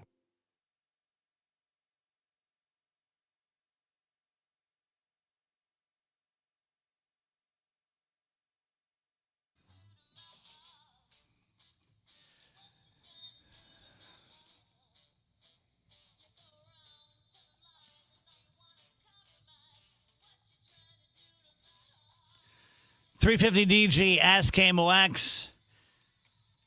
Weird topic here, but everyone talks about it, and we just never have. There's a bar in Wisconsin that is advertising when Donald Trump passes away, free beer and food all day for everyone. So it made me think, because it's going to be an event. And I wish he weren't president, but I do not wish that he would die. What do you think it's going to be like? Like when Charlie Kirk was shot, anyone who said anything at all salty about Charlie Kirk was like, dude, you're canceled. We're coming after you. I think when Donald Trump passes away, whenever that is, 20 years, 2 years, I think there's going to be such a big response on the side that don't like him. It's going to be hard to make that threat to cancel people. It's going to lead to a lot of fighting. I don't know of what type, but it's going to lead to a lot of fighting. Probably mostly on social media would be my bet. Well, and I'm not a fan of like talking badly about anyone who just passed away. Yeah. There was a big difference when it came to Charlie Kirk, though, because Charlie Kirk was murdered in front of us. It's a little different than when someone passes away. That's a good point. After a long big life. difference. An assassination is not the same as someone just passing away. So I think that's why people were like especially sensitive to any type of criticism there. And if it were something like that, God forbid, I would hope that people would restrain themselves. Do you think it's fair game if he just passes away in his sleep? I mean, it's always fair. It's just a matter of like, what level do you want to be just vindictive? Now, to be fair, I think a lot of this is about what that person's like. Was Donald Trump kind to others? Is he? Does he say nice things about people? Does he say the right thing when somebody passes away or something bad happens? Because, last night he's describing what's happening with ICE. He's like, you get a bunch of criminals and you make one little mistake. An American citizen was just murdered. 2 of them were just shot, dead. I mean, I think you're out of your mind if you think there's not going to be like celebrating in the streets. I mean, you saw how it was when he just didn't win the election last time. It's going to be, you know what I mean? Like it's not going to be a bunch of people going like, well, may he rest in peace for he was our president. People absolutely hate this guy. And I actually think that with good reason. The person's behavior should come into play in some of this. Like, if you're a nasty person who's always saying terrible things about other people, why should anybody be nice to you? And if you are a nice person, people should leave you alone. I mean, like, I don't know. I mean, if you don't want people to talk bad about you when you die, and this is not about the president. I mean, no, that's the genesis of this conversation. But, when we talk about literally anybody else, take politics and take Trump out of it. Literally anybody else. If somebody who was a jerk passes away, I don't have to be nice to that. I don't have to be nice about that. If someone who was really nice, I should, even if I didn't like something about them, I should keep my mouth shut. If they were generally a good person and they did things, I mean, I don't know that it's quote right or wrong, but I don't think that it's necessarily a black or white issue. I think a lot of it has to do with what did that person do with their life? How did they treat other people? And maybe the treatment of their passing should be the same as the way they treated other people. Well, even if you are a supporter of Donald Trump, I don't know that anyone could really keep a straight face and say that he was nice to people.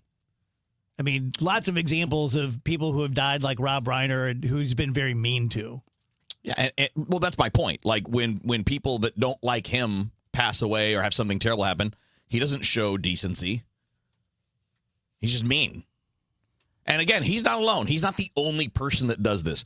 It's just that in this scenario, this is what we're talking about. This is what the topic is it's framed.